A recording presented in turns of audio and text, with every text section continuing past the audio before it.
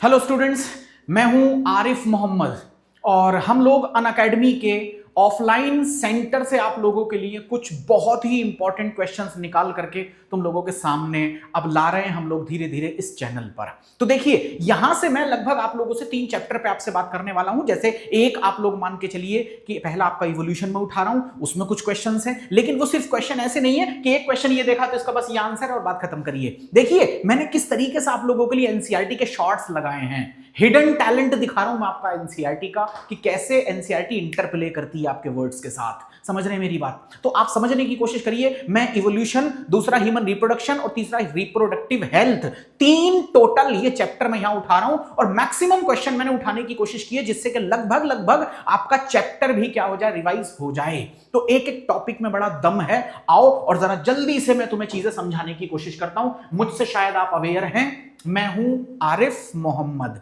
Lucknow Gomti Nagar centre से मैं आपको ये वीडियो रिकॉर्ड करके आप तक पहुंचाने की मैं कोशिश कर रहा हूं। समझ गए? यहां पर आप अच्छे से ये जानते ही हैं कि सारे एडुकेटर लगभग लगभग आपके लिए ये इस तरह के शॉर्ट्स वीडियोस और बनाने की कोशिश कर रहे हैं ताकि आप लोगों को एनी हाउ बहुत कम समय में ज्यादा से ज्यादा फायदा मिल सके। सुनिए, अब देखो मैं आपको एक लाइन सिखा रहा हूं, बहुत इंपॉर्टेंट है। ये कह रहा है कि the naturalist who came about with the same idea that of the Darwin. आप मुझे समझाने की कोशिश करिए। अब देखो मैक्सिमम स्टूडेंट जल्दी से क्या बोलेंगे, सर अल्फ्रेड वेलेस। भाई आपका क्वेश्चन गलत नहीं है, आपने अल्फ्रेड वेलेस लगाया, मैं उसमें कोई कमेंट नहीं कर रहा हूं कि आपने वो गलत कर दिया क्या, लेकिन आप बात को समझ पा रहे हैं। जब हम क्वेश्चन को सॉल्व करते हैं तो आप इसको एज अ फिजिक्स और केमिस्ट्री की तरह सॉल्व करने की कोशिश किया करो। थोड़ा सा दाएं थोड़ा सा बाएं जाके जो चीजें हैं एनसीईआरटी में दी हुई उनको भी देख लो। इधर आओ, इसने ये कहा है एनसीईआरटी का, देखो मैंने ये पॉइंट उठाया आप लोगों के लिए कि let us also remember that Alfred Wallace. देखो ये कह रहा है अ नेचुरलिस्ट है who worked in Malaya archipelago. हो सकता है कि क्वेश्चन इस बार तुमसे ऐसे ना पूछ के दूसरी तरीके से पूछ ले, तब क्या करेंगे आप? हो सकता है कि वो इस बार ये ना पूछे कि कौन था वो जो मेंडल के सिमिलर कंक्लूजन पे आया, वो ये कह दे कि Alfred Wallace who actually similar conclusion दिए थे किसकी तरह, डार्विन की तरह, उन्होंने कहां पर काम किया था। अब आई समझ में? तो आइलैंड का नाम अगर उसने पूछ लिया तो Malay archipelago had also come to similar conclusion around the same time. मैं आपको एक छोटी सी कहानी यहां समझा दे रहा हूं, समय बहुत नहीं लेंगे, ध्यान से देख लीजिए। दरअसल डार्विन ने जब अपने कहां पर गैलापागो आइलैंड पर जब ये सारी चीजें देखी, उसने क्या देखा कि वहां पर बर्ड्स थी, है ना, डार्विन फिंचेस जिसे मैं बुला रहा हूं। तो उसने क्या देखा कि किसी एक लोकेशन पर वो गया था ना, वो एचएमएस बीगल से, तो उसने क्या देखा कि किसी एक लोकेशन पर कुछ बर्ड्स प्रेजेंट हैं और जब दूसरी लोकेशन पे वो जाके देख रहा है तो उसने क्या देखा था कि सर बर्ड्स तो सेम हैं लेकिन उनकी बीक जो चोंच है वो क्या हो गई है, वेरी हो गई है, उसमें वेरिएशन देखने को मिले। बाद में समझ में आया कि जो ओरिजिनल सीड ईटिंग हैबिट रखती थी, जो सीड खाती थी, जो उसके पेरेंट्स थे, एंसेस्टर थे, उनकी बीक मजबूत मोटी थी, लेकिन किसी वजह से जब उनका बहुत ज्यादा क्या बना, नंबर बढ़ा, और जब नंबर बढ़ा तो फिर कंपटीशन लगने लग गया, और कंपटीशन लगा तो बहुत सारी बर्ड्स कुछ उधर चली गई, और फिर जरूरत के हिसाब से उन्होंने क्या करना शुरू कर दिया, अपने फूड हैबिट को चेंज किया। तो वो कुछ बर्ड्स का पेयर मान लीजिए कहीं और चला गया, तो फिर जनरेशन टू जनरेशन उसमें चेंजेस क्या है, हो सकता है वहां पर एक्चुअली सीड ईटिंग हैबिट नहीं, वहां पर हो सकता है क्या मिल रहा हो उसको वहां पर इंसेक्ट खाने पड़ रहे हो, तो वो इंसेक्टिवोर बनती चली गई। कहीं पर वो फ्रूट के लिए या फूलों का जो फ्लावर के जूस होते हैं उसको चूसने के लिए तो चोंच बहुत लंबी होती चली गई। तो मैं आपसे ये पूछ रहा हूं, आप मुझे बताइए कि क्यों उसके जो चोंच थे उनमें वेरिएशन आपको देखने को मिल रहा है। तो आप क्या आंसर करेंगे, sir due to the need of different habitat और डिफरेंट अडेप्टेशन, या फिर डिफरेंट नीड, उसको नीड थी इसीलिए। अब जैसे ही डार्विन ने ये सारी चीजें लिखी, जब वो एक कंक्लूजन पे आ गया और ओरिजिन ऑफ लाइफ, या फिर आप ऐसे समझिए कि जो भी उसने अपनी क्या दी थी, थ्योरीज दी थी, वो अभी एक्चुअली क्या थी, वो पब्लिश नहीं की गई थी। At the same time Darwin sir जो थे वो रॉबर्ट आर माल्थस से बहुत ज्यादा क्या थे, इन्फ्लुएंस थे पॉपुलेशन पर, जिन्होंने क्या लिखा था, इससे लिखा था। तो हालांकि रॉबर्ट माल्थस सर ने डार्विन सर को बोला भी था कि आप जितनी जल्दी हो सके अपनी इस ओरिजिन ऑफ स्पीशी को क्या कर दीजिए, पब्लिश कर दीजिए, कहीं ऐसा ना हो कि कोई दूसरा व्यक्ति सेम टाइम पर वहां पहुंच जाए और सेम कंक्लूजन लेके आ जाए। तो हुआ ये कि सर जिसको बोला या जो बोला था, जो खतरा हम समझ रहे थे वही हुआ। उसी टाइम पर लगभग थोड़े ही दिनों की बात है, अल्फ्रेड वेलेस भी वहां पहुंच गए और वो भी लगभग सेम कंक्लूजन ले आए। अब आप मुझसे पूछेंगे कि सर फिर थ्योरी पब्लिश हुई डार्विन सर की या नहीं हुई? हाँ बिल्कुल हुई। इसी को हम कहते हैं साइंटिफिक सेरेंडिपिटी। इसका मतलब जब एक बार अल्फ्रेड वेलेस को ये पता लग गया कि अच्छा डार्विन है जो एक बेस्ट कैंडिडेट है इस थ्योरी के लिए, जो पहले लेके आए, तो उन्होंने क्रेडिट उसको दिया। ये देखिए मैं आपको क्या समझाने की कोशिश कर रहा हूं, तो आप समझिए मैंने आपको इतनी बातें आपको समझा दी हैं। आपको लेमार्क पे बात करनी है, और देखो लेमार्क पे जब बात करोगे तो पहले देखो आंसर तो तुम मिल गया कि सर ये अल्फ्रेड वेलेस है, लेकिन मैं आपसे क्या कह रहा हूं, थोड़ा दाएं बाएं दौड़ाइए अपने आप को। लेमार्क ने क्या किया था, तो आपने बोला सर ये अक्वायर्ड कैरेक्टर पर बात कर रहे थे, ये अक्वायर्ड कैरेक्टर के इनहेरिटेंस पर बात कर रहे थे। अब आप पूछेंगे सर ये क्या चीज है अक्वायर्ड कैरेक्टर का इनहेरिटेंस? देखो मैं एक जगह से कई क्वेश्चन आपको कराने की कोशिश कर रहा हूं। अक्वायर्ड कैरेक्टर का मतलब ये हो गया कि कोई भी एनिमल जब अपने अंदर कोई अक्वायर करता है किसी कैरेक्टर को, तो वो कैरेक्टर अगली जनरेशन में जाएगा। जैसे जिराफ को लंबी ऊंची पत्तियां खानी होती थी, गर्दन को ऐसे उचकाता था ऐसे, तो फिर जिराफ की गर्दन क्या होती चली गई, लंबी होती चली गई। इसे हम कहते हैं अक्वायर्ड कैरेक्टर का इनहेरिटेंस, जो किसने दिया था, लेमार्क ने, और डार्विन ने इसको क्या किया था, डिस्प्रूव किया था। समझने की कोशिश करिए। आगे आइए, हरगोविंद खुराना, इनके बारे में आप मॉलिक्यूलर बेसिस में पढ़ेंगे, मैं आपको जब बताऊंगा तभी पढ़ा दूंगा। अभी आगे बढ़ते हैं। तो answer should be the Alfred Wallace. देखिए इतना समय तो लगेगा, इतना समय लगेगा पर क्वेश्चन के हिसाब से मैं आपको बता रहा हूं, और बहुत ध्यान से। फिर आइए एक चीज पे आपको मैं लेके चल रहा हूं। देखो ये कह रहा है who lived near East and Central Asia. अब ध्यान से देखो, कह रहा है near East and Central Asia, और देखो 1,40,000 ईयर बैक, 1,00,000 से 40,000 साल पीछे की ये आपसे बात कर रहा है। तो मैं आपको यह दिखाने की कोशिश कर रहा हूं, जरा समझिए। ये देखिए the Neanderthal man with brain size कितना, 1400। अब आप मुझसे पूछेंगे सर एक क्वेश्चन और हाथ में आ गया यहां से, इसका मतलब निएंडरथल का जो आपका ब्रेन साइज था वो कितना था, 1400 cubic capacity. Sorry not a cubic capacity, that is a cranial capacity. Okay, तो लिव्ड इन नियर, देखो ये क्या कह रहा है, near East and Central Asia, between देखो 1,00,000 से 40,000 ईयर बैक। इसका मतलब एनसीईआरटी सीधे तुम लोगों को क्या दे रही है, स्टेटमेंट दे रही है। मैंने हर जगह आपको ये एनसीईआरटी के छोटे छोटे हिडन टैलेंट जो एनसीईआरटी ने दिए हैं, जिनसे वो क्वेश्चन बनाती है, मैं आपको एक एक निकाल के दे रहा हूं, बहुत ध्यान से देखें। आइए अब देखो, पहली बात, एक क्वेश्चन देखो फिर यहां से निकलेगा। निएंडरथल वो एनिमल थे, दे यूज्ड हाइड। अब हाइड किसे कहते हैं, हाइड कहते हैं जानवर की खाल को। तो जानवर की खाल को ये अपने ऊपर पहन लेते थे, और देखो कह रहा है they use hide to protect their body. ये अपनी बॉडी को सर्दी गर्मी बरसात से बचाने के लिए, जैसे हम कपड़े पहनते हैं, they actually use hide to protect their body. और एक चीज देखिए, बड़े इमोशनल लोग थे ये देखिए, दे बरीड देयर डेड। जब इनके जो डियर वंस थे, माँ हो पापा हो या भाई बहन जो भी हो, कोई भी डियर वन हो, जब उसकी डेथ हो जाती थी तो ये उसको बरी करते थे, उसको दफनाते थे। और बड़े ही सीधे एनिमल थे ये, अगर मैं आपको सच्चाई बताऊं। लेकिन we are the human, we are the homo sapiens, हम लोगों ने इनको घेर घेर के मार डाला। ये गाय की तरह सीधे एनिमल थे, इतने सीधे कि भाई अपने इमोशनल बहुत थे। अगर किसी मेंबर को चोट लग गई तो ऐसा दुख दर्द होता था इनको। लेकिन फिर होमोसेपियंस जब अरोज हुआ तो उसने इन निएंडरथल को घेर घेर के, गाय भैंस बकरियों की तरह घेर घेर के मार डाला। कितनी बातें मैं आप लोगों को यहां से कन्फ्रंट करा रहा हूं, समझिए। तो मैंने आपको क्या बोला सर, आंसर विल बी कौन, द निएंडरथल। लेकिन बहुत ध्यान से देखिए, ये देखिए ऑस्ट्रेलोपिथेशियंस। अब देखो ऑस्ट्रेलोपिथेसीन, और एक वर्ड हम बोलेंगे ऑस्ट्रेलोपिथेकस।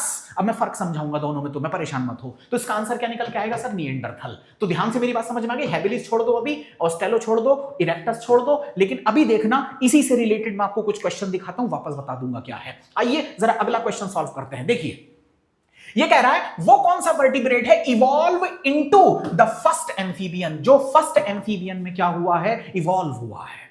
कौन सा एम्फीबियन है जो फर्स्ट एम्फीबियन में क्या हुआ, इवॉल्व हुआ। देखो एक एक क्वेश्चन बड़ी इंपॉर्टेंट चीजें लेके बैठा हुआ है, समझिए ध्यान से देखो। इसने ये कहा, अब आप कहां जाएंगे, एनसीईआरटी के इस पेपर पर पहुंचेंगे, और देखो क्या लिखा है। ये कह रहा है in 1938 a fish caught in South Africa happened to be coelacanth which was actually thought to be extinct।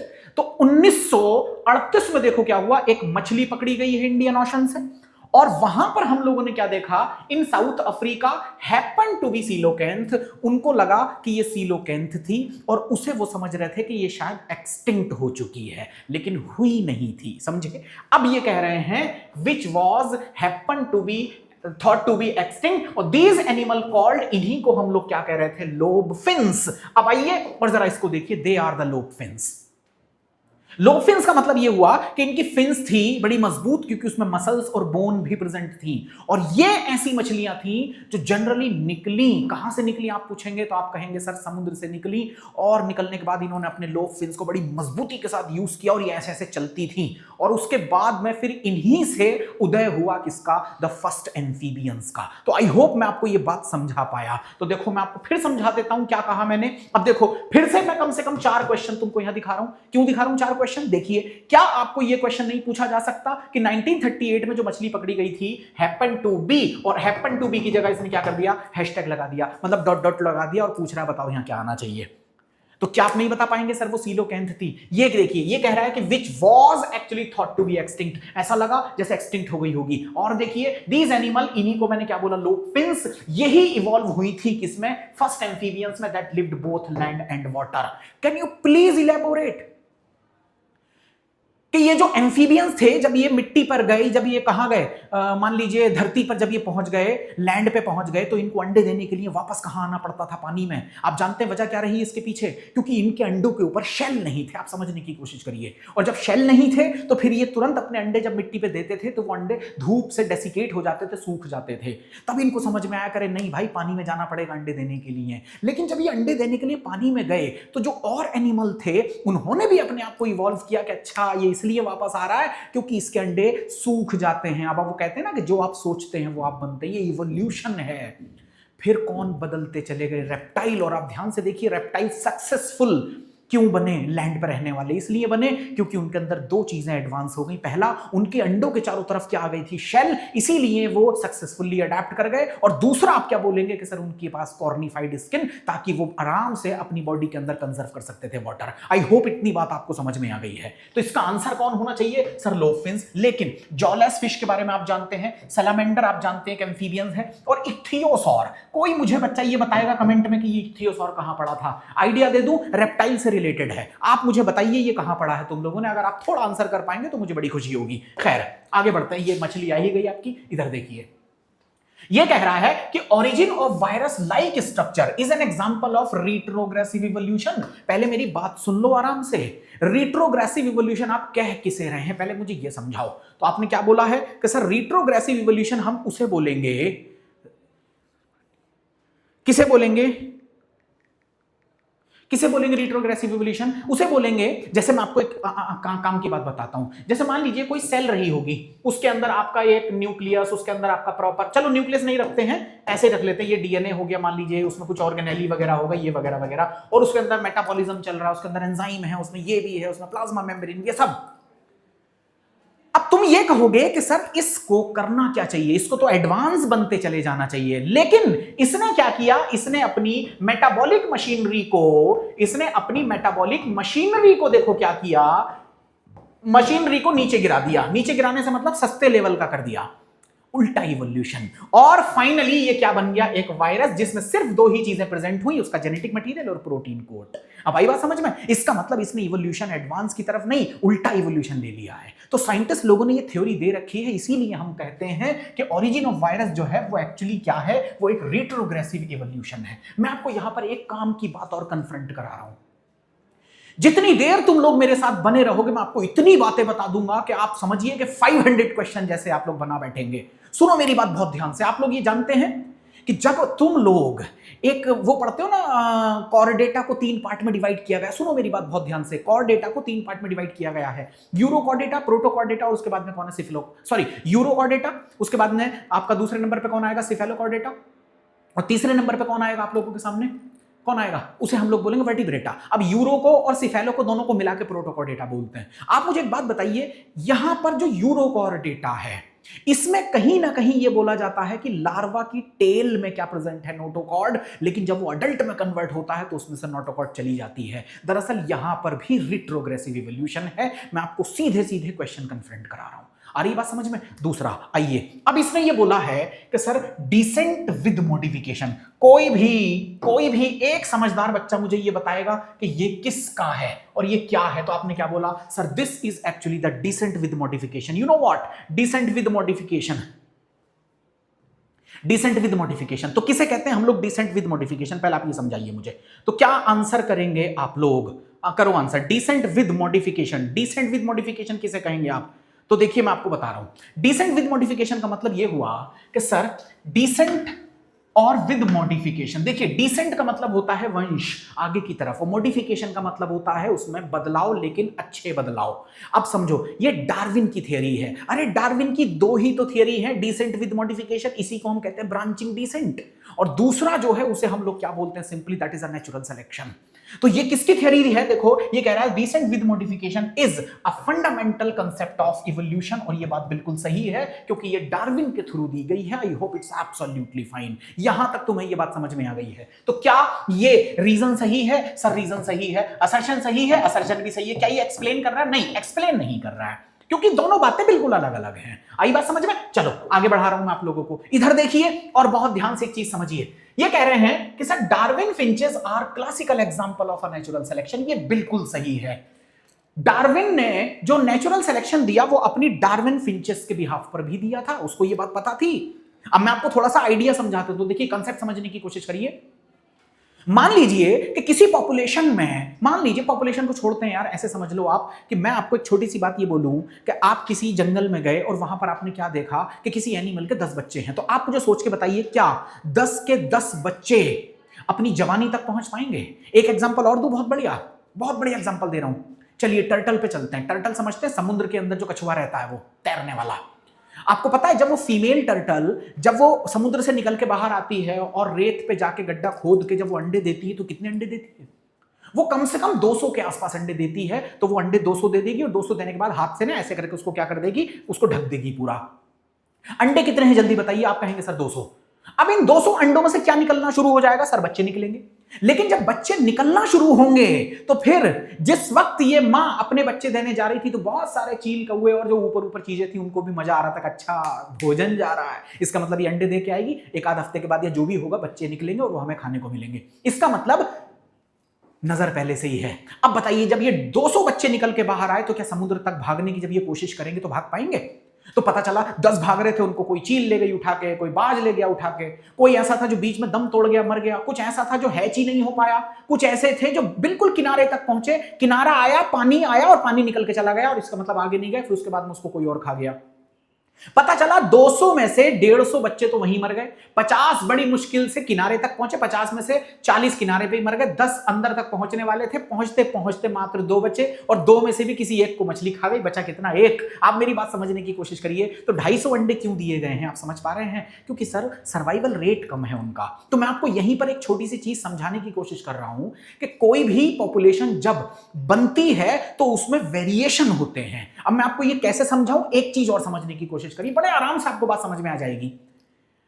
Lamarck ये कह रहे थे कि सारे जिराफ छोटी गर्दन के थे। मेरी बात ध्यान से सुनना। लेमार्क ये कह रहे थे कि सारी गर्दनें जिराफों की क्या थी? छोटी थी। फिर उनमें से क्या हुआ, जब पेड़ के पौधों की पत्तियों को नीचे की पत्तियों को जब खा गए तो फिर उनको ऊपर की पत्तियां खानी थी, तो ये उचकते थे, ऐसे ऐसे उचकते थे। तो जब उचकते थे ना तो फिर इनकी गर्दनें जनरेशन टू जनरेशन क्या होती चली गई? लंबी होती चली गई। इसका मतलब एक अक्वायर्ड कैरेक्टर था, वो अगली जनरेशन में पहुंच गया। अब आप मुझे एक बात बताओ, मैं बायोलॉजी पढ़ाता हूं। अब अगर मैं बायोलॉजी पढ़ाता हूं तो बायोलॉजी पढ़ाना मेरा अक्वायर्ड कैरेक्टर हुआ ना।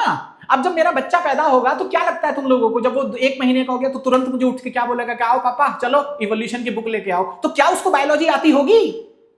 उसको नहीं आती होगी। आप समझें? तो ये अक्वायर्ड कैरेक्टर है, ये आगे इनहेरिट नहीं होगा। तो फिर डार्विन ने क्या बोला? डार्विन ने यह कहा कि सर अक्वायर्ड कैरेक्टर पास नहीं हुआ है। दरअसल जिराफ जो थे वो छोटी गर्दन, लंबी गर्दन सब थे। पॉपुलेशन में वेरिएशन बहुत था, कोई छोटी गर्दन के थे, कोई बड़ी गर्दन के, लेकिन जिंदा वो रहेगा जो सरवाइव करेगा और अपने आप को बेटर फिट करा पाएगा एनवायरनमेंट में। इसका मतलब क्या हुआ कि सर बहुत सारे जिराफ जो लंबी गर्दन के थे वो सरवाइव कर रहे थे क्योंकि पत्तियां खा पा रहे थे। अगर कोई जानवर उन्हें मारने आ रहा था तो उनसे लड़ पा रहे थे, लेकिन बेचारे छोटी गर्दन वाले वो एक्चुअली पत्तियां नहीं खा पाए और फिर वो अपने आप को लड़ भी नहीं पाए, इसीलिए वो एनवायरनमेंट से एलिमिनेट हुए। इसे हम नेचुरल सिलेक्शन कहते हैं। आई होप ये बात आपको समझ में आ रही है, क्लियर हुआ? थोड़ी सी बातें समझ में आ गई। तो लेमार्क ने बोला था अक्वायर्ड कैरेक्टर का इनहेरिटेंस होगा, यूज एंड डिसयूज होगा ऑर्गन का, लेकिन डार्विन कह रहे हैं नहीं, ऐसा नहीं हुआ है। डार्विन कह रहे हैं कि पॉपुलेशन बिल्ट होती है वेरिएशन में, फिर उनमें से कुछ ऐसे होंगे जिनके अंदर बेटर अडेप्टेबिलिटी होगी, वो यूटिलाइज कर पाएंगे नेचुरल रिसोर्सेज को बेटर, बस वही अपनी प्रोजेनी छोड़ पाएंगे और इस तरीके से उनमें क्या लगेगा, सर्वाइवल ऑफ फिटेस्ट लगेगा और फिट लोग निकल करके आएंगे। इसे हम लोग क्या बोलते हैं, नेचुरल सिलेक्शन। आई होप मैं बहुत बोल चुका इस पर। आइए अब ये कह रहा है Darwin explain that beak size and shape in finches varied according to food habitat of different finches. हाँ बिल्कुल सही है, बिल्कुल सही है, कोई दिक्कत नहीं है इसमें, दोनों स्टेटमेंट बहुत बढ़िया है। क्या कि Darwin finches are classical example of natural selection. क्यों? क्योंकि डार्विन ने एक्सप्लेन किया था beak size in shape finches varied according to food in their finches. तो आई बात समझ में आपको या नहीं आई? ओ मैंने ये देखो लगा रखा है, आप ये देखिए, ये मोटी बीक है, ये देखिए थोड़ी पतली है, ये और पतली है, ये और पतली है। तो हो सकता है कि स्पीशीज सेम है लेकिन इनकी बीक क्या होती चली जा रही है, change due to the different needs of food. आपको समझ आ गई बात? बहुत बढ़िया, बहुत बढ़िया, मजा आएगा। आओ इधर, मैं आपसे कह रहा था ना मैं आपको अभी लेके आऊंगा, इधर देखिए। द ओल्डेस्ट एंसेस्टर, सबसे पुराना आप ह्यूमन का एंसेस्टर बताइए of human who used stone for making tool but essentially ate fruit. वो टूल तो बना रहा था स्टोन से, लेकिन वो खा क्या रहा था, वो फ्रूट खा रहा था। इसका मतलब वो नॉन वेजिटेरियन नहीं था। समझो मेरी बात, मैं आपको एनसीईआरटी से निकाल के ये डेटा दे रहा हूं, बहुत ध्यान से देखिए। ये क्या कह रहा है, कह रहा है सर ऑस्ट्रेलोपिथेकस, मैंने अभी क्या वर्ड बोला था, मैंने बोला था ना एक चीज होती है ऑस्ट्रेलोपिथेकस, और वो देखो यहां भी लिखा हुआ है ऑस्ट्रेलोपिथेकस, लेकिन एनसीईआरटी ने क्या लिखा है, ऑस्ट्रेलोपिथेसीन। मैं आपको ये समझा दूं कि ये चीजें क्या हैं। देखिए ऑस्ट्रेलोपिथेकस जो है वो भी एक जीनस है, लेकिन वो किसी जीनस के एक मेंबर की बात कर रहा है। लेकिन जब आप ऑस्ट्रेलोपिथेसीन बोलते हैं तो ऑस्ट्रेलोपिथेकस मेंबर के अंदर, सॉरी जीनस के अंदर जितने भी इंडिविजुअल हैं सबको मिला के आप एक वर्ड बोलेंगे और उसे हम लोग बोलेंगे ऑस्ट्रेलोपिथेसीन। अब आई बात समझ में? इसका मतलब ये प्लूरल वर्ड है, ये सिंगुलर वर्ड है, एंड दैट्स ऑल। इतना भी बोल दोगे तो काम हो जाएगा आपका। चलें आगे देखिए। तो कह रहा है probably lived in East Africa grassland, evidence show कि ये बनाते थे hunted with stone weapons but essentially ate fruit. अब आप मुझसे पूछेंगे सर ये कैसे पता लग गया? मैं बताता हूं, ये इसलिए पता लग गया क्योंकि हंटेड विद स्टोन्स, क्योंकि जब हमें इनकी बॉडीज मिली तो इनको दफनाया गया था। इनके किससे? डियर वन से। मान लो इनके किसी और पूर्वजों मत कहो, मतलब आगे वाले जो भी सक्सेसर होंगे उन्होंने दफनाया होगा, तो इनकी बॉडी पे वो उनकी पसंदीदा वस्तु को रख देते थे। जैसे मान लो कोई औजार हथौड़ा बना हुआ था तो उसकी बॉडी पे रख दिया, उनको ऐसा लगता था कि ये शायद इसका ये पसंदीदा औजार था, तो जब वो मर जाता था तो वो उसके सीने पे रख देते थे। तो उससे हमें पता लगा कि अरे यार ये क्या बनाते होंगे, स्टोन्स बनाते होंगे। और दूसरा, इनकी दांतों की बनावट से मुझे ये चीज पता लगी कि ये फ्रूट खाते होंगे। मांस खाने के लिए उनको कैनाइन शायद लंबे चाहिए थे। आपको मैं बड़ी बड़ी ब्रॉड चीजें बता रहा हूं यहां पर, और मुझे नहीं लगता कि कोई भी ऐसी चीज है जो आपको नहीं समझ में आ रही है। खैर यहां तक आप पहुंच गए। तो देखो एसेंशियली एट फ्रूट। अब देखो इसी से वो तुम लोगों से वो दूसरी चीज पूछेगा। वो हो सकता है वो ये कह दे कि ये बताइए कि ऑस्ट्रेलोपिथेकस हैं और उसने कहा कि बट एसेंशियली एट मीट। अगर उसने मीट लिख दिया ऑस्ट्रेलोपिथेसीन में तो आप समझ जाइए स्टेटमेंट इज रॉन्ग। आई बात समझ में? चलो आगे बढ़ते हैं। अब इधर देखिए रामापिथेकस। क्या आपको ये बात नहीं पता? रामापिथेकस आपने ह्यूमन इवोल्यूशन में कहां पढ़ा? क्या होमो इरेक्टस आप लोगों ने नहीं पढ़ा? क्या ड्रायोपिथेकस आप लोगों ने नहीं पढ़ा? भूलिए मत, रामापिथेकस में राम वर्ड आ रहा है। देखो ध्यान से समझो, रामापिथेकस में राम वर्ड आ रहा है, इसीलिए ये ह्यूमन लाइक एप थे। ये ह्यूमन लाइक थे। ड्रायोपिथेकस जो थे ये एप लाइक थे। ये ज्यादातर एप लाइक थे और रामापिथेकस मैन लाइक थे। मैन लाइक थे। आई बात समझ में थोड़ी सी? तो बस इसको प्लीज नोट करके रखिएगा। और होमो इरेक्टस मैं अभी आपको आगे बताता हूं। देखिए आई होप ये बात आपको समझ में आ गई। चलिए जरा एक साइंटिस्ट के बारे में बात करते हैं, एसएल मिलर। देखो कितनी कितनी ब्रॉड कैटेगरी आ रही है यहां पर। एसएल मिलर की बात करते हैं। आप ध्यान से समझिए, ओपेरिन और हाल्डेन, आप इनकी नेशनैलिटी भी याद कर लेना। ओपेरिन रशिया के हैं, समझ गए? हाल्डेन इंग्लैंड के हैं। इनकी नेशनैलिटी भी आपको पता होनी चाहिए। अब सुनो मेरी बात ध्यान से। ओपेरिन ने और हाल्डेन ने क्या बोला था कि लाइफ जो आई है वो inorganic, sorry non living inorganic material के जुड़ने से आई है। इसका मतलब कहीं ना कहीं वो ये कहने की कोशिश कर रहे थे कि धीरे धीरे ये मटेरियल का आपस में इंटरेक्शन हो रहा है, फिर पहले अमीनो एसिड बनेंगे, अमीनो एसिड से फिर प्रोटीन बनेगी, प्रोटीन से फाइनली फिर ग्लूकोज वगैरह, प्रोटीन से ग्लूकोज नहीं सॉरी, मतलब ग्लूकोज है, ग्लूकोज से फिर क्या बना, प्रोटीन बना, ऐसे ही आरएनए बनता चला गया, ऐसे डीएनए बनता चला गया। कुछ ये चीजें जुड़ती चली गई, कुछ ये चीजें बोली गई थी ओपरिन और हाल्डेन ने। अब हुआ ये कि इन लोगों ने ये हाइपोथेसिस दी थी, लेकिन इस हाइपोथेसिस को एक्चुअली केमिस्ट्री की लैब में बैठ के उसको एक्सपेरिमेंटली प्रूफ किसने किया? The answer will be the S L Miller. अब देखो ये क्या है? एसएल मिलर एक अमेरिकन साइंटिस्ट है, created electric discharge experiment in a closed flask और कंटेनिंग देखो क्या क्या आपका CH4 हाइड्रोजन और देखो NH3, साथ में क्या थी? वाटर वेपर, और एट द सेम टाइम देखो जो टेम्परेचर था वो 800 डिग्री था। आप ये बात अच्छे से जानते हैं। ये देखिए कि इन 1953 यहां पर आप लोगों को सन भी दी गई है। कह रहा ना एसएल मिलर एक अमेरिकन साइंटिस्ट हैं, क्रिएटेड कर दी similar condition in the laboratory scale और he created actually the electric discharge in the closed flask containing, और ये देखिए CH4 H2 NH3 साथ में क्या? वाटर वेपर और 800 डिग्री सेल्सियस। मैं आपको यहां से एक क्वेश्चन और कंफ्रंट करा रहा हूं, ध्यान से समझिए। देखना कौन है? एक क्वेश्चन मैं आप लोगों को और दे रहा हूं, एक क्वेश्चन मैं आप लोगों को यहां से और दे रहा हूं, और वो ध्यान से देखो क्या है। वो ये है कि सर 800 डिग्री तो है ही है, लेकिन he observe the formation of amino acid. अब जरा एक मिनट रुके रहना। He observe the formation of amino acid, इसका मतलब एसएल मिलर ने जब अपना एक्सपेरिमेंट किया तो उसको सबसे पहली चीज क्या मिली थी? The answer will B amino acid. लेकिन उसने अपने एक्सपेरिमेंट को रोका। अब बहुत ध्यान से मेरी बात सुनना, ये देखो इन सिमिलर एक्सपेरिमेंट, इसका मतलब फिर सिमिलर एक्सपेरिमेंट को दूसरे साइंटिस्ट लोगों ने भी किया, और जब उन्होंने किया तो देखो क्या हुआ? Others observed actually the formation of sugar, और देखिए साथ में नाइट्रोजनस बेसेस, पिगमेंट्स और फैट, ये भी चीजें मिलती चली गई।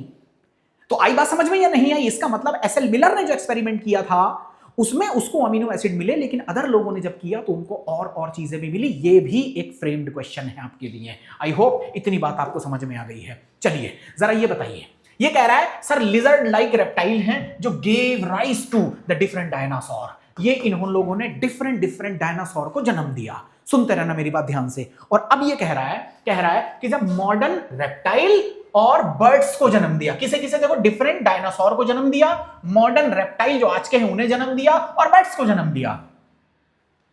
अब मैं आपको यहां पर एक चीज समझा दूं कि अर्ली रेप्टाइल इधर आ गए। ध्यान से देखना, मैं भी आपको पिक्चर दिखा रहा हूं यार, परेशान मत हो जाओ तुम लोग। देखो अर्ली रेप्टाइल यहां आ गए। आपको मोटी मोटी बात ये समझनी है कि अर्ली रेप्टाइल से दो ब्रांच निकली, एक इधर को एक इधर को। एक तरफ आए हैं सेरोप्सिड, सेरोप्सिड का मतलब सारा।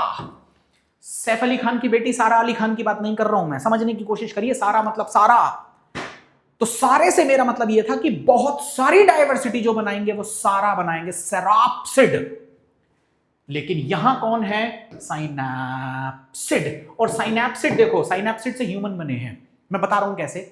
ह्यूमन का मतलब यह हुआ कि जब तुम लोग अनअकैडमी में पढ़ते हो तो यहां पर तुम्हारी पीटीएम होती है। पीटीएम मतलब पेरेंट्स टीचर मीटिंग, और पीटीएम का मतलब होता है प्लीकोसॉर, थेरेप्सिड और मैमल। ध्यान से देख लेना मैंने क्या समझाने की कोशिश करी है। सेरोप्सिड का मतलब सारा, मतलब मैमल को छोड़ दे बाकी सारी चीजें सेरोप्सिड से ही आई हैं। और साइनैप्सिड में तुम आते हो इसलिए पीटीएम करवा लेना अपनी। तो साइनैप्सिड से जो बने हैं, पहले कौन आए? प्लीकोसॉर, प्लीकोसॉर कन्वर्ट हुए थेरेप्सिड में, थेरेप्सिड से शायद कहीं ना कहीं जाके मैमल बने। Now I am just making you understand a very very important concept. आइए अपनी एनसीईआरटी उठाइए पहले तो, और ध्यान से देखिए यहां पर लिखा सेरोप्सिड और ये लिखा है सिनैप्सिड। अब आओ देखो, सिनैप्सिड से पहले कौन बने? ये बने प्लीकोसॉर। प्लीकोसॉर के बाद किसकी लीनियज है? देखिए थेरेप्सिड, और थेरेप्सिड के बाद फाइनली ये देखिए मैमल। अब मैमल के बाद में बर्ड, ये सब के सब सारा से बनेंगे। सारा स्टैंड्स फॉर सेरोप्सिड। तो देखो एक इधर, एक सीधी, एक यहां से देखो ये एक्सटिंक्ट हो गए, यहां से यहां गया बर्ड। आई बात समझ में? यहां से आए और इसके बाद देखो एक ये इधर बन गए क्रोकोडाइल, इधर से ये बन गए, इधर से ये बन गए। देखिए क्या समझाने की कोशिश कर रहा हूं मैं आप लोगों को। और एक चीज यहां से गायब कर दो, और वो ये वाली थी कि सर यहां से ये वाला पॉइंट मैं किसी और कलर से बना देता हूं ताकि ये अलग ही दिखाई पड़े। और ध्यान से देखिए ये आ गया सेरोप्सिड, ये इससे कौन बने हैं? मैमल। तो मात्र एक ब्रांच आपको मैमल की तरफ लेके जा रही है, बाकी सारी की सारी आपको कहां से लेके चलनी है? सारा अली खान से, सेरोप्सिड से लेके चलनी है। आई बात समझ में या नहीं आई? आइए देखिए पीछे की तरफ। अब देखो ये पूछ रहा है कि जिससे बना, और मुझे लगता है आंसर आप लोगों को मिल गया कि सर ये है सेरोप्सिड। इसका मतलब सीलोकैंथ क्या है? अगेन क्वेश्चन निकालो फटाफट। सर सीलोकैंथ का मतलब हो गया ये वही मछली है लोबफिन जो actually extinct, thought to be extinct 1938 में पकड़ी गई थी। सुनो आके देखो लोबफिन्स, ये लोबफिन्स हैं, ये वही हैं जो आपको मैंने बताया था फर्स्ट में किस में कन्वर्ट हुई? एम्फीबियंस में। ये कौन है? साइनैप्सिड। साइनैप्सिड से फाइनली पीटीएम करने के बाद में मैमल बना दो। हर ये बात समझ में? बहुत बढ़िया। चलिए समय कम है, समय की तंगी है थोड़ी, लेकिन चलेंगे आगे। आइए जरा खोपड़ी की बात कर लेते हैं। Which one of the following had the smallest brain capacity? पहले मैं आपको ये समझा दूं कि भैया एनसीईआरटी का पैराग्राफ एनसीईआरटी का पैराग्राफ छोड़ मत देना, फंस जाओगे तुम लोग, पढ़ो इसे जल्दी। ये कह रहा है कि this creature was called the first human like being hominid, और देखो क्या नाम है, होमो हैबिलिस। और ध्यान से देखिए, होमो हैबिलिस की क्रेनियल कैपेसिटी 650 से 800 थी। इसका मतलब मैं आपसे ये बोलूंगा कि ये है 650 से कितना, 800। पहला क्वेश्चन तुम्हारे लिए ये रेडी हो गया। दूसरा उठाइए, they probably did not eat meat. ये क्वेश्चन यहां से बना लो आप, पूछे जा सकते हैं कि क्या होमो हैबिलिस मीट खाते थे, तो आपने बोला सर दे डू नॉट या probably do not eat meat. आगे आओ, fossil discovered in Java 1891 revealed the next stage, और वो कौन सी थी, होमो इरेक्टस। अब देखो क्वेश्चन यहां से बन जाएगा कि फॉसिल रिवील स्टेटमेंट पूछेगा, फॉसिल डिस्कवर्ड इन जावा 1981, क्या रिवील किया, द नेक्स्ट स्टेज, और यहां हैशटैग लगा के आपसे ब्लैंक भरवा लेगा या फिर स्टेटमेंट सही या गलत करवा लेगा। तो वो कौन है, होमो इरेक्टस। सुनो, अब होमो इरेक्टस जो है 1.5 मिलियन ईयर अगो, और देखिए homo erectus had the large brain, और देखो कितना है, देखो लार्जेस्ट मत बोल देना, आई सेड लार्ज ब्रेन, और लार्ज ब्रेन कितना है सर, ये है 900 के आसपास। बहुत ध्यान से देखिए, 900 है ना, कहां गया इरेक्टस, और ये देखिए, अरे क्या हो गया, होमो इरेक्टस, यस। और उसके बाद होमो इरेक्टस प्रोबेबली एट मीट, हाँ ये थे जो क्या खाते थे, मीट खाते थे। अब आ गया एक और दिखा रहा हूं, ध्यान से देखना, the Neanderthal man with brain size देखो कितना है, 1400। तो पहले मुझे ये बताइए, ये कौन आ गया, इरेक्टस। इरेक्टस किधर है, इसमें लिखा हुआ, ये आ गया, इसको चुपचाप से कितना रख दो सर, 900 रख दूंगा। उसके बाद में निएंडरथैलेनेसिस आ गया, ये भी जीनस को दिखा रहा है, और आप ध्यान से समझ लीजिए ये कितना है सर, ये चला जाएगा 1400 के आसपास, और बात को खत्म कर दीजिए। आई बात समझ में या नहीं आई? तो सबसे पहले कौन आएगा, होमो हैबिलिस, उसके बाद आएंगे कौन से, इरेक्टस, इरेक्टस के बाद में फाइनल आप कौन उठाएंगे, निएंडरथल, और उसके बाद एंड में आप किसे देते हैं, the answer will be the homo sapiens. I hope ये बात आप लोगों को यहां पे समझ में आ गई है। और देखो निएंडरथल में क्या लिखा, lived in the Near East and Central Asia between 1 lakh से 40,000 year back, at they use hide to protect their body and buried their dead. अभी अभी मैंने आपको ये चीज बताई है कि ये खेल क्या था। चलिए आगे आइए, अब ध्यान से देखना, अ साइंटिस्ट 69 जनरेशन तक ड्रोसोफिला को इन्होंने डार्कनेस में रखा। Even after that fly had the normal I, this disprove that the law of. रुको एक मिनट, रुक के सुन लेना, बहुत काम की चीज बता रहा हूं। जब लेमार्क सर ने यह बोला कि एक्वायर्ड कैरेक्टर का इनहेरिटेंस होता है, ऑर्गन का यूज करोगे तो वो डेवलप्ड होगा, ऑर्गन को यूज नहीं करोगे वो रिग्रेस में चला जाएगा, ये लेमार्क सर का कहना था। जैसे उन्होंने कहा सांपों की पूंछें होती थी, पूंछ नहीं सॉरी हाथ पैर होते थे, लेकिन जब सांप ऐसे करके झाड़ी में तेजी से भागता था तो उसके हाथ अटकते थे, तो उसने हाथों को ऐसे लगा के ऐसे भागना शुरू कर दिया, तो फिर कुछ वक्त के बाद क्या हुआ, सांप के हाथ पैर खत्म हो गए। हाँ ये एग्जाम्पल दिए गए हैं। तो एक काम ये किया, अब एक साइंटिस्ट आ गए, इन्होंने क्या किया, 69 जनरेशन तक ड्रोसोफिला को अंधेरे में रखा। और क्यों रखा, कह रहे हैं सर मैं ये देखना चाहूंगा कि जब ये आंख से अपने काम ही नहीं कर रही है तो क्या इसकी आंखों में कोई बदलाव आएगा, क्या आंखें खत्म हो जाएंगी। अरे खत्म होना छोड़िए, उसकी आंखों का साइज छोटा भी नहीं हुआ। अगर छोटा भी हो जाता ना तो भी हम ये कह सकते थे कि हाँ एक काम करो 69 तक रखा है, 169 तक करके देखो शायद गायब हो जाएं, लेकिन छोटा भी नहीं हुआ, गायब करना बड़ी दूर की बात है। फिर वीशमान साइंटिस्ट, आपने थोड़ा सा सुना होगा कि उन्होंने बताया कि there is a 2 types of plasm, जिसे हम लोग क्या बोलेंगे, सोमैटोप्लाज्म, और एक चीज होगी जिसे आप कहेंगे germ plasm. I hope it's absolutely fine. तो मुझे बताइए कि आप किसको डिस्प्रूव कर रहे हैं, तो सिंथेटिक थ्योरी को नहीं कर रहे हैं, नेचुरल सिलेक्शन को नहीं कर रहे हैं, दरअसल हम कर रहे हैं एक्वायर्ड कैरेक्टर्स आर इनहेरिटेड। दरअसल लेमार्क का कहना था कि एक्वायर्ड कैरेक्टर क्या होते हैं, इनहेरिट होते हैं। इनहेरिट का मतलब अगली जनरेशन में जाएंगे।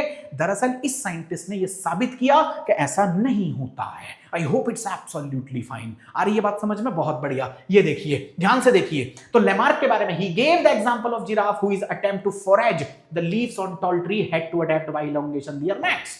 इसका मतलब जब वो उचकते थे तो उनकी गर्दनें लंबी होती चली गई, as they passed on these acquired character to the elongated neck to the succeeding generation. तो अगली जनरेशन में लंबी लंबी गर्दन वाले जिराफ आते चले जाएंगे। ये तो वही हुआ कि आज मैं जिम ज्वाइन कर लूं और जिम ज्वाइन करके खूब जिम करूं, एक वैसा हल्क बन के मैं तैयार हो गया। और जब मेरा बच्चा पैदा हुआ तो वो भी हल्क बन के आया। बोले पापा के अंदर एक्वायर्ड कैरेक्टर था, मेरे भी अंदर आएगा। अरे भाई ऐसा नहीं होता है। एक्वायर्ड कैरेक्टर जो मैंने अपनी जिंदगी में किए अपने ऊपर, वो अगली जनरेशन में नहीं जाएंगे। और अगर मेरे जर्म प्लाज्म में अगर कोई चेंज हो गया जहां से स्पर्म बनना है तो वो अगली जनरेशन में जाएगा। समझो, आगे बढ़ो। तो देखो, तो slowly over the years came to acquire long neck, और देखो क्या लिखा, nobody believe this conjecture theory anymore. किसी ने विश्वास नहीं किया। चलो आगे देखते हैं। Darwin's theory of natural selection was based on किसके ऊपर थी? तो क्या इनहेरिटेंस ऑफ एक्वायर्ड कैरेक्टर? ना, क्योंकि इनहेरिटेंस ऑफ एक्वायर्ड कैरेक्टर जो था वो तो आपका डार्विन सर ने दिया ही नहीं था, वो तो आपको लेमार्क सर दे रहे थे। आगे देखो, क्या म्यूटेशन? नहीं। Enormous rate of reproduction in organism, struggle for existence and survival of the fittest. हाँ, ये सही है, मैंने अभी आप लोगों को बताया था। No individuals are alike. अगर मेरे सगे भाई बहन की मैं अपनी बात करूं तो वो भी सेम नहीं है। सगा भाई बहन छोड़िए, अगर जुड़वा बच्चे भी हैं तो वो भी सेम नहीं है, उनमें भी कहीं ना कहीं डिफरेंस है। आप पूछोगे सर किस लेवल की बात चल रही है? अरे सोचने समझने की शक्ति अलग हो सकती है, किसी क्वेश्चन को, किसी पजल को सॉल्व करने की शक्ति अलग हो सकती है, बॉडी फिजिकली उनकी शक्ति अलग हो सकती है। इसका मतलब वो चेंज होते हैं। आपकी एनसीईआरटी इस बात को साफ साफ लिखती है, no individuals are alike, same नहीं होते। इसका मतलब उनमें से कुछ पॉपुलेशन जो बिल्ट होगी, उनमें से कुछ ऐसे मेंबर होंगे जिनके अंदर अच्छे वेरिएशन होंगे, और वैसे वेरिएशन, ऐसी वैरायटी उनको एनवायरमेंट में बेटर यूटिलाइजेशन करवाने की कोशिश करेगी, इसलिए वो अपने आप को अडेप्ट करेंगे और वो फ्लरिश करेंगे कॉस्ट ऑफ अदर। तो जो बाकी हैं, जो फ्लरिश नहीं कर पा रहे, जैसे लंबी गर्दन के जिराफ जो थे वो फ्लरिश कर पा रहे थे, किसके कॉस्ट पे? छोटी गर्दन वालों के। उनको ना तो खाना प्रॉपर मिल पा रहा था, ना मेट मिल पा रहा था। भाई खुद ही सोचो, जो जिराफ फीमेल वाली होगी, फीमेल जिराफनी जिसे हम कहेंगे, वो भी किसकी तरफ अट्रैक्ट होगी? समझिए, वो भी लंबे जिराफ की तरफ अट्रैक्ट होगी, जिसकी गर्दन लंबी है, वो खाना ला सकता है, छोटे वाले की तरफ नहीं। तो इसका मतलब क्या हुआ कि वो एलिमिनेट होगा एनवायरमेंट से। आगे आइए और देखिए, change due to the use and disuse. अरे भाई ये लेमार्क ने दिया था, आंसर शुड बी 3, लेकिन अब मैं यहां आपको दिखा रहा हूं, ध्यान से देखना मेरी बात। ये कह रहा है, कहां से पढ़ूं इसको? The fact that theoretically population size will grow. Population का साइज जो है वो बहुत ग्रो करेगा exponentially if everybody reproduce maximally. This fact can be seen in the growing bacterial population. आप समझने की कोशिश करिए, एनसीईआरटी के ही अंदर बायोलॉजिकल क्लासिफिकेशन के अंदर ये चीज बताई गई है कि अगर मैं किसी बीकर में, बीकर मत बोलिए, किसी पेट्री प्लेट के अंदर अगर मैं बैक्टीरिया की एक कॉलोनी रख दूं, वो अच्छे से ग्रो कर रही है, और अचानक से मैं उनका मीडियम चेंज कर दूं, तो होगा ये कि कुछ ऐसे होंगे जो तुरंत मरेंगे, लेकिन कुछ ऐसे होंगे जो बहुत जल्दी अपने अंदर क्या लेके आ रहे होंगे? चेंज। समझिए, देखो ये क्या कह रहा है, and the fact that population size reality are limited. इसका मतलब पॉपुलेशन साइज बढ़ता जरूर है लेकिन रहता लिमिटेड है। कारण क्या है? क्योंकि इतने लंबे पॉपुलेशन साइज में थे, सब जिंदा नहीं रहते। इसका मतलब जिंदा वही रहेंगे, मैं 50 बार बोल चुका ये बात, जिंदा वही रहेंगे जिनके अंदर अडेप्टेशन करने की कैपेबिलिटी है, जिसके अंदर नेचुरल रिसोर्सेस को बेटर यूटिलाइज करने की कैपेबिलिटी है, जिनके अंदर रिप्रोडक्टिव फिटनेस है। ये भी एक क्वेश्चन उठाइए कि डार्विन जो बार बार फिटेस्ट की बात कर रहे थे, कौन से फिटेस्ट की बात कर रहे थे? The answer is reproductive fit. आई बात समझ में? इधर देखिए, अब ये कह रहा है means there had been a competition for resources. हाँ भाई, 100 बच्चे पैदा हो गए, 100 के 100 बच्चे। भाई एनवायरमेंट में रिसोर्सेज तो लिमिटेड हुए ना भाई, पानी, खाना, जो मेट है, शेल्टर है, ये सब लिमिटेड है। तो इन सब में क्या लगेगा? एक कंपटीशन लगेगा कि मैं रहूंगा और मैं रहूंगा, ये मेरा है, ये मेरी है। समझने की कोशिश करिए, ये खाना मेरा है, ये खाना तेरा है। और इसमें जब कंपटीशन लगेगा तो हर कोई नहीं जीत पाएगा, इसमें से जीतेंगे वो जो फिट होंगे, इसीलिए जो नहीं जीतेगा वो एनवायरमेंट से एलिमिनेट होगा। आइए और ध्यान से देखिए, only some survived and grew at the cost of other. ऐसी ऐसी लाइनें मैं आप लोगों को दिखाने की कोशिश कर रहा हूं जो वाकई इतना कमाल करेंगी आप लोगों के सिलेबस में। देखो, दैट कुड नॉट फ्लरिश, तो ये कौन जिंदा रहे? सम सर्वाइव्ड, किसके कॉस्ट में? जो सर्वाइव नहीं कर पाए, जो फ्लरिश नहीं कर पाए। The novelty and brilliant insight of Darwin was this. अब सुनो मेरी बात, नोवेल्टी और ब्रिलियंट इनसाइट किसे कहते हैं? एक होती है साइट, नजर, एक होती है इनसाइट, पार की नजर, और एक होती है ब्रिलियंट इनसाइट। इसका मतलब जहां से तुम सोचना बंद कर दोगे, उससे कहीं दूर जाके ये साइंटिस्ट लोग सोचना शुरू करते हैं। देखो, डार्विन की ब्रिलियंट इनसाइट दिखाता हूं आपको। ये कह रहे हैं कि ही असर्टेड, उसने ये बताया कि variations which are heritable and which make resources utilization better. लेकिन किसके लिए? इसने कहा फॉर फ्यू। इसका मतलब यूटिलाइजेशन को बेटर अडेप्ट या बेटर यूज सब नहीं कर पाएंगे, कुछ ही करेंगे। तो जो नहीं कर पाएंगे एलिमिनेट करिए उनको, हटाइए उनको, नेचर उनको सेलेक्ट नहीं करेगा। आगे देखिए, adapted to habitat better will enable only those to reproduce and leave more progeny. और वही हैं जो रिप्रोडक्शन भी करेंगे और अपने जैसी प्रोजेनी पावरफुल एटमॉस्फेयर में छोड़ेंगे, नेचर में छोड़ेंगे, और फिर आप जानते हैं कि ऐसे करके ये जनरेशन टू जनरेशन सक्सेशन आता रहेगा। आगे बात समझ में इतनी या नहीं आई है? चलो और आगे देखिए, तुम्हें क्या लगता है कि तुम्हारा आंसर तुम्हें मिल गया, तुमने टिक मार दिया, बात खत्म? तुम्हें यह लगता है? अगर ऐसे कर रहे हो तो गलती कर रहे हो। एक क्वेश्चन में जो बाकी जो ऑप्शन है उनके बारे में भी समझिए, ध्यान से देखो। Big bang theory was proposed by, पहले मैं आपको ये बता दूं कि ये लेमाइटर ने दी थी, लेकिन आप एक चीज समझिए कि what do you mean by big bang. एक मिनट रुकिए, देखो आपको बिग बैंग समझाता हूं, और ऐसा समझाऊंगा कि शायद समझाया नहीं होगा किसी ने। देखो बिग बैंग ये कह रहा था कि मेरे पास इस तरीके का एक यूनिवर्स है और उस यूनिवर्स में डेंसिटी बहुत है, इसका मतलब सघन, और अगर डेंसिटी बहुत है तो टेम्परेचर बहुत है, और टेम्परेचर बहुत है तो केमिस्ट्री पढ़िए थोड़ी सी, आपको ये चीज समझ में आएगी कि सर उसके अंदर एक्चुअली इलेक्ट्रॉन और जो प्रोटॉन थे, इलेक्ट्रॉन और प्रोटॉन उनको आपस में जुड़ने का मौका नहीं मिल रहा था क्योंकि हीट बहुत थी, एनर्जी बहुत थी। लेकिन जैसे ही बिग बैंग थियरी आई, या बिग बैंग का मतलब होता है एक ऐसा विस्फोट unimaginable in the physical term. मैं धर्म पे नहीं जा रहा हूं कि हिंदू धर्म क्या कह रहा है, मुस्लिम धर्म क्या कह रहा है, मुझे झगड़े नहीं झगड़वाने हैं, मैं वो पढ़ा रहा हूं जो बायोलॉजी बता रही है, समझने की कोशिश करिए। तो बिग बैंग थ्योरी देखो ऐसे, यूं यूं बम से बम फटा, इतना बड़ा कि फिजिकल टर्म में आप इसे जान ही नहीं सकते कि कितने हजारों करोड़ों किलोमीटर तक फैला। और जब यूनिवर्स एक्सपैंड हुआ तो टेम्परेचर डाउन हुआ, समझने की कोशिश करिए, और जब टेम्परेचर डाउन हुआ तो फिर इलेक्ट्रॉन और प्रोटॉन को एक साथ मिलने का मौका मिला, और इलेक्ट्रॉन प्रोटॉन जब जुड़े तो फिर एक सिमिलर और बहुत ही सिंपल टाइप के क्या बनने शुरू हो गए, एटम्स, जैसे हाइड्रोजन बना, हीलियम बना, और फिर ये एटम जब बन गए प्रिमिटिव टाइप के, तो उनके बाद जब ये आपस में जुड़ते गए तो फिर एलिमेंट, और फिर कंपाउंड, एंड देन उसके बाद में बायोमोलिक्यूल, और उसके बाद में protobiont, and then finally the cell is being formed. आई बात समझ में या नहीं आई? अरे क्लियर है? बहुत बढ़िया। चलिए तो ध्यान से देखो, ये लेमाइटर ने दिया था, इस क्वेश्चन को मैंने इसीलिए रखा है ताकि मैं तुम्हें ये बता पाऊं। देखो बिग बैंग थियरी अटेम्प्ट करती है explain to us the origin of universe. पहली बात, ओरिजिन ऑफ लाइफ मत बोल देना, ओरिजिन ऑफ लाइफ की बात नहीं चल रही है, we are talking about the origin of universe. और इधर देखो, it talks about the singular huge explosion, huge का मतलब बहुत बड़ा, एक्सप्लोजन मतलब विस्फोट, और देखो unimaginable in the physical term. अगर आप मुझसे कहेंगे सर फिजिकल टर्म में बताइए कितने किलोमीटर, कितने किलोमीटर, मैं नहीं बता पाऊंगा, unimaginable in the physical term. और ध्यान से देखिए, यूनिवर्स क्या हुआ, एक्सपैंड हुआ, इसीलिए टेम्परेचर डाउन हुआ, टेम्परेचर डाउन हुआ तो इलेक्ट्रॉन प्रोटॉन को जुड़ने का मौका मिला, एंड देन फाइनली आप कहेंगे हाइड्रोजन हीलियम जैसी चीजें बनी, और फिर इसके बाद में कैरी ऑन रखते रहिए।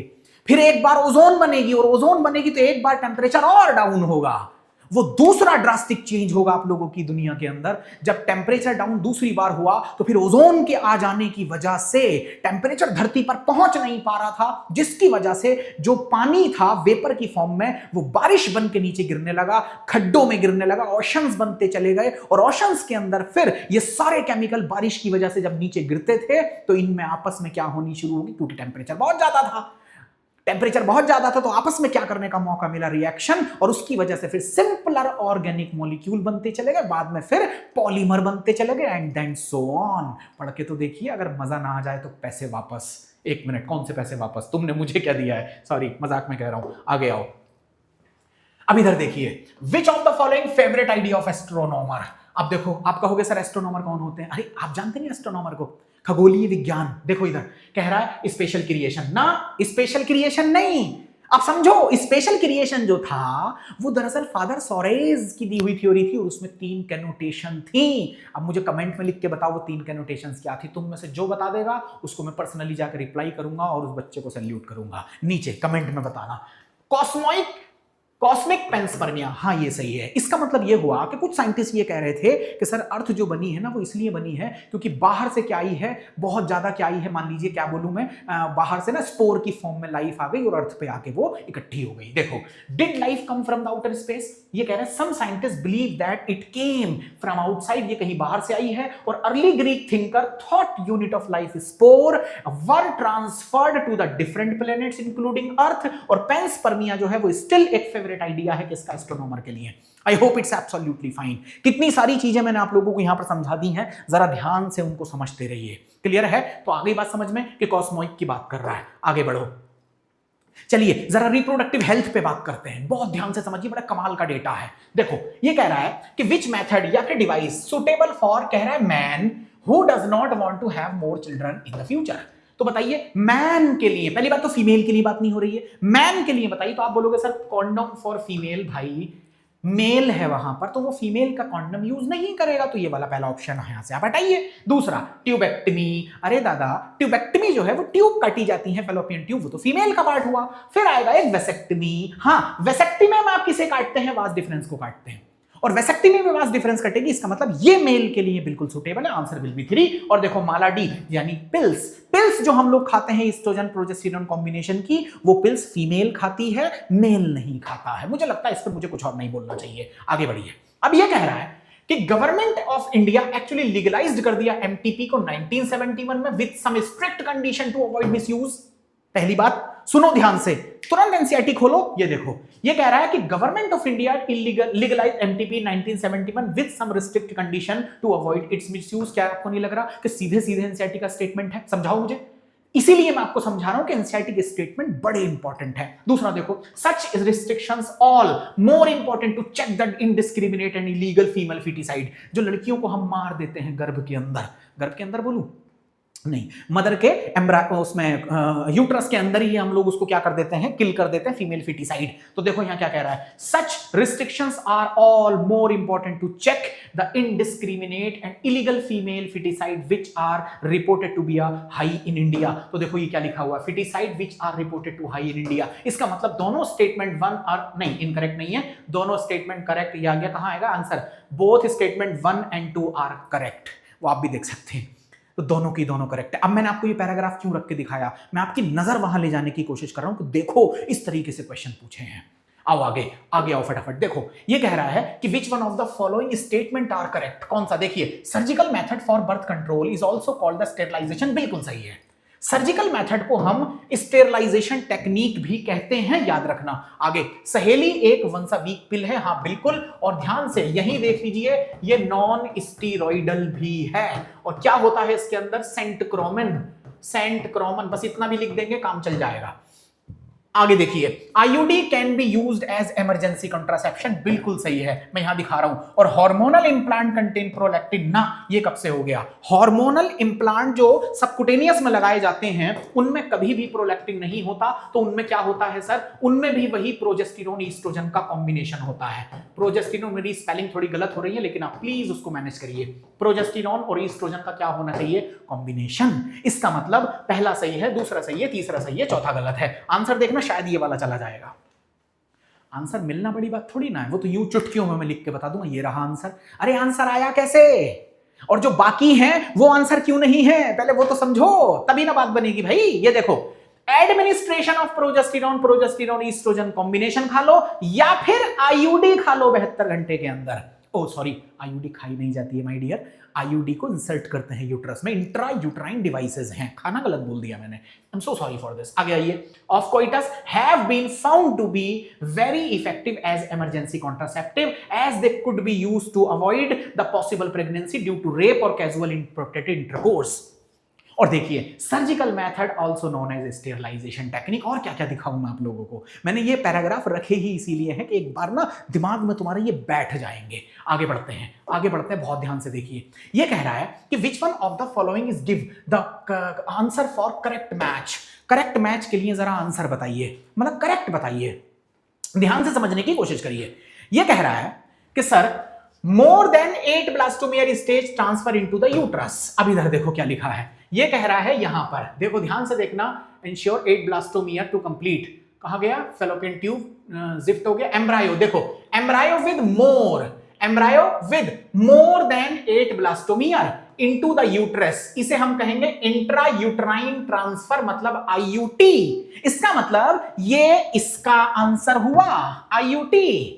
आई बात समझ में? अब दूसरा देखो, अब ये कह रहा है sperm is directly injected into the cytoplasm of ovum. You can imagine कि ये देखिए, इंट्रासाइटोप्लाज्मिक स्पर्म इंजेक्शन से क्या होता है, अनदर स्पेशलाइज्ड प्रोसीड्योर है जिसमें embryo in the laboratory in which sperm is directly injected into the ovum. इसका मतलब ये वाला पॉइंट जो है वो आईसीएसआई होना चाहिए। आ रहा समझ में? देखो, जाइगोट और up to 8 blastomere could be transfer into the fallopian tube, ये लिखा हुआ है कि जाइगोट, ये देखो जाइगोट और क्या, जाइगोट और अर्ली एम्ब्रायो विद कितना, up to 8 blastomere could then be transferred into the fallopian tube, इसे हम कहेंगे ZIFT. ZIFT stands for zygote intrafallopian transfer. लेकिन ध्यान से समझ लेना, जिफ्ट इन विट्रो फर्टिलाइज है, जिफ्ट में जो फर्टिलाइजेशन आप लोगों ने किया है वो इन विट्रो है, लेबोरेटरी में हुआ है, बॉडी के अंदर नहीं हुआ है। लेकिन अगर मुझे किसी डोनर से आपकी बॉडी में क्या देना पड़ जाए, गैमीट, मान लो स्पर्म या ओवा, तो फिर मैं उसे गिफ्ट में रखता हूं।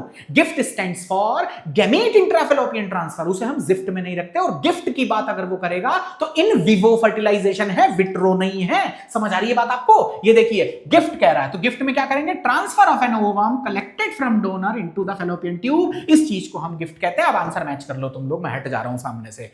जो करना है करो, मुझसे इतना काम मत कराओ, खुद कुछ भी करो, कुछ भी खुद भी करो, मतलब ये कह रहा हूं मैं। चलो देख ही लिया होगा ये हो। इधर आइए, गवर्नमेंट ने स्पॉन्सर किया फैमिली प्लानिंग प्रोग्राम, और देखो स्टार्ट कब हुआ था? द आंसर इज, सर मुझे लगता है ये 1951 में। आप इधर देखिए, family planning were initiated in 1951। सीधे सीधे एनसीईआरटी का आपको मैं एग्जांपल पढ़ाने की कोशिश कर रहा हूं। आ रही है बात समझ में आप लोगों को या नहीं आ रही है? बहुत काम का डेटा है यहां पर।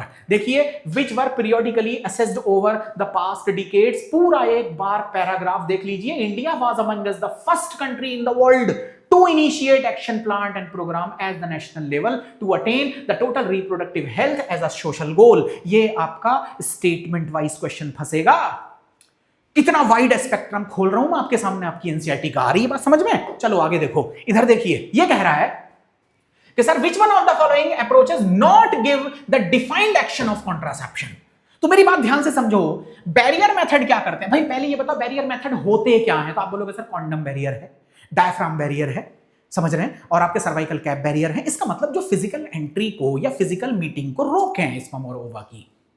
तो मुझे बताइए, क्या बैरियर मेथड प्रिवेंट करते हैं फर्टिलाइजेशन को? The answer is yes. हाँ सर करते तो हैं। इधर देखिए, इंट्रा यूट्राइन डिवाइसेस जो अंदर पहनी जाती हैं, जैसे आप लोगों ने पढ़ा कॉपर टी या फिर कॉपर 7 पढ़े हैं ना। देखो कह रहा है इंक्रीज करते हैं फेगोसाइटोसिस ऑफ स्पर्म को, क्योंकि कॉपर रिलीज होता है। साथ में देखिए, suppress sperm motility and fertilising capacity of sperm, ये बिल्कुल सही कह रहा है। हार्मोनल कंट्रासेप्टिव जो होते हैं वो प्रिवेंट और रिटार्ड करते हैं एंट्री ऑफ स्पर्म की, प्रिवेंट करते हैं ओव्यूलेशन एंड फर्टिलाइजेशन, सही कह रहा है। लेकिन इधर देखना, वेसेक्टमी में हम क्या करते हैं? वास डिफरेंस को काटते हैं।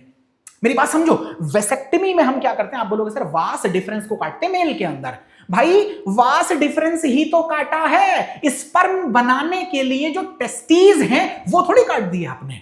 तो क्या स्पर्मेटोजेनेसिस रुकेगा? The answer will be no sir, नहीं रुकेगा। इसका मतलब क्या लिखा? वेसेक्टमी कह रहा है प्रिवेंट कर देगा स्पर्मेटोजेनेसिस, जो गलत है।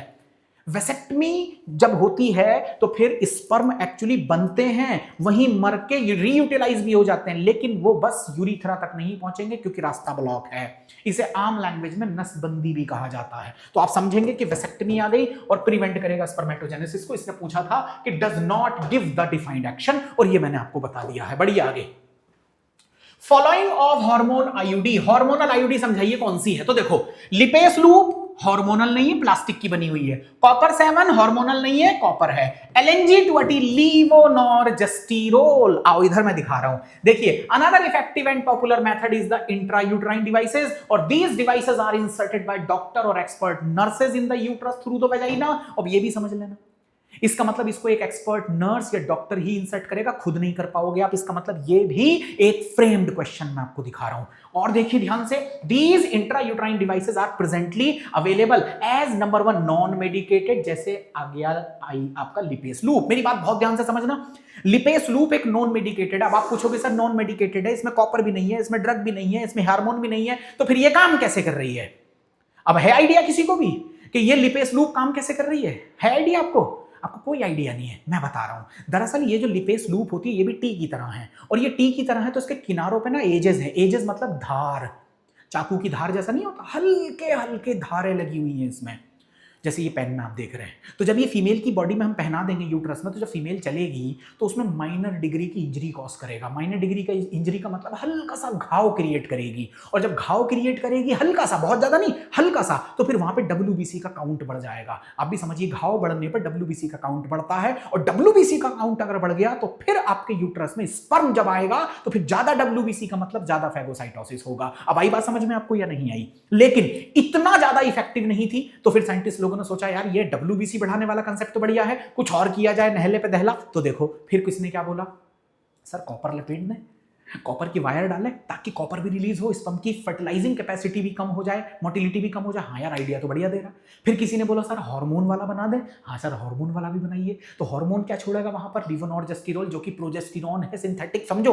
अब देखो ये क्या कह रहा है, ये कह रहा है द नॉन मेडिकेटेड में। पहला क्वेश्चन तुम लोग यार यहां से उठा ही लो पहले कि नॉन मेडिकेटेड आईयूडी अगर पूछ ली तो आंसर तुम्हारा क्या होना चाहिए? Sir lipase loop. दूसरा देखिए, कॉपर रिलीजिंग में देखो कितनी रखोगे, बहुत ध्यान से मेरी बात समझना। कॉपर रिलीजिंग में आप कहोगे sir copper T, copper 7, multi load 375, ये तीनों किस्म आ जाएंगी, कॉपर में आएंगी। और आगे देखिए, एंड हार्मोन रिलीजिंग आईयूडी में देखो कौन है? प्रोजेस्टासर्ट है और LNG20 है। LNG20 simply stands for लीवोनॉर्जेस्टेरोल। आगे देखिए आईयूडी इंक्रीज करती है phagocytosis of sperm with in the uterus, and copper ion क्या करते हैं? सप्रेस करते हैं sperm motility, and that's all. मुझे लगता है आपको बात समझ में आ गई। तो मल्टी लोड क्या है? ये कॉपर है, ये आ गई हार्मोनल कॉपर टी, ये कॉपर की है, और ये आपके नॉन मेडिकेटेड है। मुझे लगता है पूरे क्वेश्चन पे हम लोगों ने पोस्टमार्टम कर दिया है। I hope it's fine. चलो आगे बढ़ा रहा हूं मैं, इधर आइए। ये कह रहा है सर कॉन्ट्रासेप्शन है मेरे पास एक दवाई, नाम है इसका सहेली। तो पहले मैं आपको ये समझा दूं कि दरअसल सहेली जो है ये नॉन स्टीरॉइडल है। पहली बात बहुत ध्यान से समझ लेना, ये नॉन स्टीरॉइडल है। इसका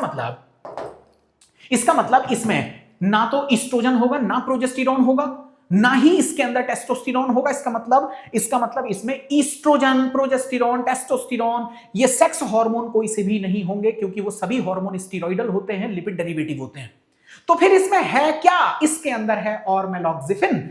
हम उसको सिंपली क्या बुलाते हैं? सेंट क्रोमिन। आपसे वो पूछेगा नहीं, लेकिन बस मैंने आपको बता दिया। सेंट क्रोमिन की स्पेलिंग गलत हो रही है, सेंट CHROMEN, सेंट क्रोमिन। बस ये समझ लीजिए। आप मुझसे पूछेंगे सर इसका फंक्शन भी समझाओ, तो मैं बताता हूं। तो ये ईस्ट्रोजन रिसेप्टर को क्या कर देगा?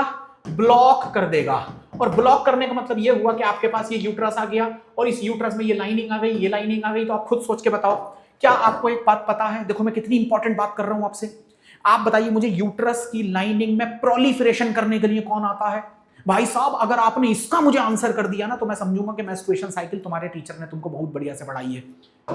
मैंने पूछा है एंडोमेट्रियम लाइनिंग का प्रोलिफरेशन कौन करने आएगा। मैं मेंटेन की बात नहीं कर रहा हूं my dear, I am talking about the proliferation. देखिए, प्रोलिफरेशन करने के लिए ईस्ट्रोजन मुझे चाहिए, और ईस्ट्रोजन के यहां पर क्या प्रेजेंट होंगे? रिसेप्टर। इसका मतलब ईस्ट्रोजन हार्मोन जब यहां से चलेगा, तो कहां जाके बाइंड होगा? अपने रिसेप्टर पे। और रिसेप्टर पे अगर वो बाइंड हो गया तो आप क्या बोलेंगे? सर अब प्रोलिफरेशन होगा। लेकिन दिक्कत यह है कि मैंने सहेली खिला रखी है उसको, और सहेली खिला रखी है तो ईस्ट्रोजन के जो रिसेप्टर हैं वो ब्लॉक हो गए या मॉड्यूलेट हो गए हैं, तो फिर ईस्ट्रोजन वहां बैठ नहीं पाएगा, and there is no proliferation and there is no regeneration. आ रही है बात समझ में या नहीं आ रही है? इसका मतलब सहेली जो है वो पहली बात वंस अ वीक पिल है, दूसरा ईस्ट्रोजन मॉड्यूलेटर है, या उसे कहेंगे कि वो ब्लॉक करती है, और वो वंस अ वीक पिल है। साइड इफेक्ट लगभग नील है। आइए, कह रहा है कि ब्लॉक करती है estrogen receptor in the uterus, preventing egg from getting implanted. बिल्कुल बढ़िया है। इंक्रीज करेगा contraception of estrogen, prevent ovulation, ये गलत है। एक आईयूडी नहीं है, ये टैबलेट है। It is the post coital contraception, ये इमरजेंसी भी नहीं है। आ रही है बात समझ में या नहीं आई है? मुझे लगता है ये बात आपको समझ में आ गई। चलो अब ये कह रहा है which method of contraception has the high failure rate। देखो, हाई फेलियर पूछा है, सक्सेस रेट नहीं पूछे इसने। फेलियर रेट में आप ये कहेंगे कि सर नेचुरल मेथड के सबसे ज्यादा फेलियर रेट है। फेलियर का मतलब सर आप कोइटस इंटरप्टस करिए। कोइटस इंटरप्टस का क्या मतलब होता है कि जब मेल क्या करने वाला हो, इजैकुलेट करने वाला हो, तो ठीक उसी टाइम पे हम लोग क्या करेंगे? विड्रॉल कर लेंगे, पीनस को क्या कर लेंगे? विड्रॉल। लेकिन इसके लिए खतरनाक आपको क्या चाहिए? Will power. क्यों चाहिए विल पावर? अरे भाई, सेक्सुअल इंटरकोर्स किस चीज को अचीव करने के लिए किया जा रहा है? The answer is ejaculation. क्योंकि जो इंजॉय छुपा हुआ है, जो प्लेजर छुपा हुआ है, वो कहां है? वो इजैकुलेशन में है। तो बिना इजैकुलेशन किए वेजाइना के अंदर अगर पीनल को बाहर खींचना है, तो इसमें एक बहुत ही सेल्फ क्या बोलेंगे उसे, विल पावर मुझे चाहिए, जो जनरली नहीं होती है मेल के पास समटाइम्स। इसीलिए इसके फेलियर रेट हैं, समझिए। और दूसरा ये है कि जब हम लोग सीधे सीधे पीनल को बिना किसी कॉन्डम यूज किए या कुछ भी यूज किए, बैरियर मेथड यूज किए, जब हम वेजाइना में उसको इंसर्ट कर रहे हैं, तो कई बार प्री इजैकुलेशन भी हो जाते हैं। और प्री इजैकुलेशन अगर हो गया तो उसमें स्पर्म का नंबर होता है। आप जान लीजिए कि वहां से भी क्या आ सकती है? प्रेगनेंसी आ सकती है। दैट्स व्हाई मैं आपको यह समझा रहा हूं कि आप नेचुरल मेथड कोई सा भी उठा लो। आप पेरियोडिक एब्स्टिनेंस करेंगे 10 से 17 के बीच में, लेकिन हो सकता है साइकिल आगे पीछे हो गई, तो वहां भी ओव्यूलेशन अगर हो गया तो क्या करोगे? आप कहेंगे लैक्टेशनल एमिनोरिया, लेकिन अगर मदर ने ब्रेस्ट फीडिंग करना बंद कर दिया तो प्रोलैक्टिन हार्मोन गिर जाएगा, और प्रोलैक्टिन हार्मोन गिरा तो ईस्ट्रोजन प्रोजेस्टेरोन बढ़ जाएंगे, सॉरी आपका जो जीएनआरएच है और जो गोनेडोट्रोपिन्स है वो बढ़ जाएंगे। मैं बताऊंगा अभी ये कैसे होगा, देखो आपको शायद समझ में नहीं आया, कोई बात नहीं। तो नेचुरल मेथड के सबसे ज्यादा फेलियर रेट है। देखिए बैरियर मेथड के हो सकते हैं लेकिन बहुत कम, स्टेरिलाइजेशन पे तो बिल्कुल खत्म ही कर दो, आईयूडी के भी बहुत ज्यादा नहीं होते हैं फेलियर रेट, इसके भी लगभग कम है। तो सबसे ज्यादा किसके आ गए, आपको बात समझ में आ गई। आइए अब ये कह रहा है कि if male is important, important का मतलब ये हुआ कि मेल की जो पीनल शाफ्ट है, ध्यान से देखने की मेरी कोशिश करिए, ये पीनल शाफ्ट है, मान लीजिए ये इरेक्ट नहीं हो रही। इरेक्ट क्यों नहीं हो रही? क्योंकि इसके अंदर जो ब्लड वेसल हैं जिनको मैं कॉर्पोरा कवर्नोसा कहूंगा, अगर ये पीनल शाफ्ट अगर क्या हो जाए, इरेक्ट हो जाए, तो now this penile shaft is actually ready to penetrate. तो इसका मतलब अब ये वेजाइना के अंदर क्या हो सकती है, पेनिट्रेट, सॉरी हाँ वेजाइना में क्या जाएगी, वेजाइना में इसका हम इंसर्शन कर सकते हैं। लेकिन प्रॉब्लम क्या है कि मेल इंपोर्टेंट है। मेरी बहुत ध्यान से मेरी बात सुनना, इंपोर्टेंट का मतलब ये होता है कि वो स्पर्म बना रहा है, लेकिन प्रॉब्लम उसके पीनल शाफ्ट में है। शाफ्ट क्या नहीं हो पा रही है, इरेक्ट नहीं हो पा रही है। तो फिर अब क्या करें भाई, मुझे तो बच्चा लेना है भाई, मुझे तो कपल को ये बताना है कि हाँ हम जो है आपकी ये पेरेंट बनने की ख्वाहिश को हम बिल्कुल पूरा करेंगे, क्योंकि मैं एक IRT डॉक्टर हूं। तो मैं उसको बोलूंगा सर एक काम करिए, आर्टिफिशियल इंसेमिनेशन कराइए, एक पिस्टन की तरह स्ट्रक्चर होगा, उसके अंदर स्पर्म को भर के और हम वेजाइना के अंदर उसको इंसर्ट कर देंगे। इसे हम आर्टिफिशियल इंसेमिनेशन कहते हैं। क्यों कर रहे हैं? Because the male partner is important, उसकी जो पीनल शाफ्ट है वो इरेक्ट नहीं हो पाती, जिसकी वजह से इंसर्शन पॉसिबल नहीं है। आई बात समझ में? तो ICI में नहीं कराऊंगा, गिफ्ट में नहीं कराऊंगा, जिफ्ट में नहीं कराऊंगा, मैं बोलूंगा आर्टिफिशियल इंसेमिनेशन की तरफ जाइए। आई होप इट्स एब्सोल्युटली फाइन। आगे बढ़ा रहा हूं, देखिए ध्यान से देखिए, ये कह रहा है कि लैक्टेशन प्रोवाइड करेगा नेचुरल कंट्रासेप्शन फॉर 6 मंथ और high level of prolactin cause करेगा एमिनोरिया। ये बिल्कुल सही है, ध्यान से मेरी बात सुनना। दरअसल ये आ गए आपके हार्मोन। अब देखो ये हार्मोन तुम समझ जाओगे कि सर ये हार्मोन आप बता रहे हैं हमें, एक कौन सा है इसमें, मान लीजिए FSH, और एक कौन सा है आपका LH। जब फीमेल क्या करती है, जब फीमेल क्या करती है, लैक्टेट कर रही होती है, मतलब अपने बच्चे को अपना ब्रेस्ट मिल्क पिला रही होती है, तो फिर ब्लड में उसके हाई अमाउंट में क्या भरा रहेगा, क्या रहेगा, एक अमाउंट भरी रहेगी प्रोलैक्टिन, और prolactin has the negative feedback, negative feedback, और देखो किसके ऊपर, गोनेडोट्रोपिन के ऊपर। किसके ऊपर? गोनेडोट्रोपिन के ऊपर। अब आप पूछोगे गोनेडोट्रोपिन क्या होते हैं? अरे ले भाई ये होते हैं, FSH होता है और LH होता है। तो FSH LH नहीं आएंगे, और FSH LH नहीं आएंगे तो नया फॉलिकल डेवलप नहीं होगा और फिर कोई भी मेंस्ट्रुएशन साइकिल नहीं चलेगी। लेकिन शर्त यह है कि फीमेल 6 महीने तक बच्चे को दूध पिलाती रहे। इसे कहते हैं इंटेंस लैक्टेटिंग। इसका मतलब मदर लगातार बच्चे को दूध पिलाएगी तो प्रोलैक्टिन रहेगा, प्रोलैक्टिन रहेगा तो FSH LH गिरे रहेंगे।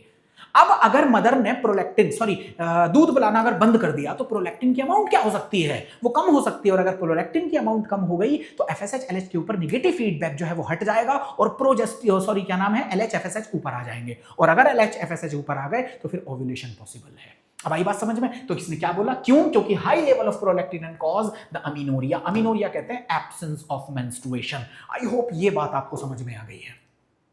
चलिए अब ये कह रहा है कि बाय द एंड ऑफ कितने वीक ड्यूरिंग प्रेगनेंसी के the body is covered with fine hair and eyelid separate. अब देखो मेरी बात बहुत ध्यान से सुनना, आपको आंसर मिल गया होगा कि सर 24 वीक की आप बात कर रहे हैं, लेकिन ये एनसीईआरटी में कहां लिखा हुआ है ये याद करना पड़ेगा भाई, स्टेटमेंट है, फंस जाओगे। देखो ये कह रहा है कि by the end of about 24 week end of second trimester the body is covered with the fine hair and eyelids separate हो गई हैं और आईलैशेस आर फॉर्म्ड। बस मैं आपसे ये कह रहा था, ये स्टेटमेंट वाइज क्वेश्चन देखो मैं आपके दिमाग में घुसा नहीं सकता, ये आपको एनसीईआरटी से बस मैं दिखा सकता हूं कि भाई ये स्टेटमेंट यहां लिखे हुए हैं, please get them noticed, please इनको समझने की कोशिश करिए, दे आर वर्थ। बहुत इंपॉर्टेंट कंसेप्ट है, बहुत कम समय में तुमको बहुत सारी चीजें मैं समझा चुका ही हो।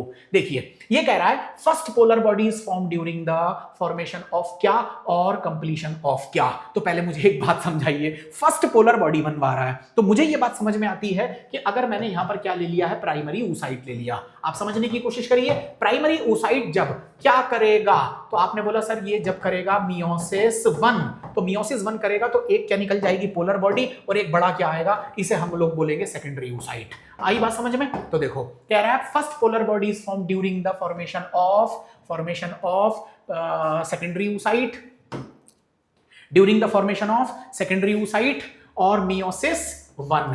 आया बात समझ में? देखो मियोसिस 1, इसका मतलब मियोसिस 1 के दौरान किस चीज का फॉर्मेशन हो जाता है? सेकेंडरी oocyte का। अब सेकेंडरी oocyte में क्या होगा जल्दी मुझे बताइए। तो आप बोलोगे सर यहां पर होगा मियोसिस 2, और जब मियोसिस 2 होगा तो फिर यहां से फिर पोलर बॉडी निकलेगी और यहां से निकलेगा आप लोगों के पास में ओवम या ooted। अब मुझे एक बात समझाइए, यहां पर आ गया सेकंड पोलर बॉडी, ये कौन सी है? First polar body. चलो समझाओ। तो फर्स्ट पोलर बॉडी कब बनती है? तो आप बोलेंगे सर फर्स्ट पोलर बॉडी बनती है, कहां गया? Yes, first polar body is form during the formation of किसका सर? सेकेंडरी oocyte का फॉर्मेशन होना चाहिए, और दूसरा कंप्लीशन होना चाहिए मियोटिक डिवीजन, लेकिन कौन सा होना चाहिए? फर्स्ट होना चाहिए। अब मैं आपसे ये पूछूंगा कि लोकेशन कहां है, तो मुझे कोई बच्चा लोकेशन बता पाएगा? मैं बता दे रहा हूं, ये लोकेशन है आपकी फेलोपियन ट्यूब। क्यों? क्योंकि फेलोपियन ट्यूब में ही फर्टिलाइजेशन होगा, और फर्टिलाइजेशन के ही टाइम पर सेकेंड मियोसिस,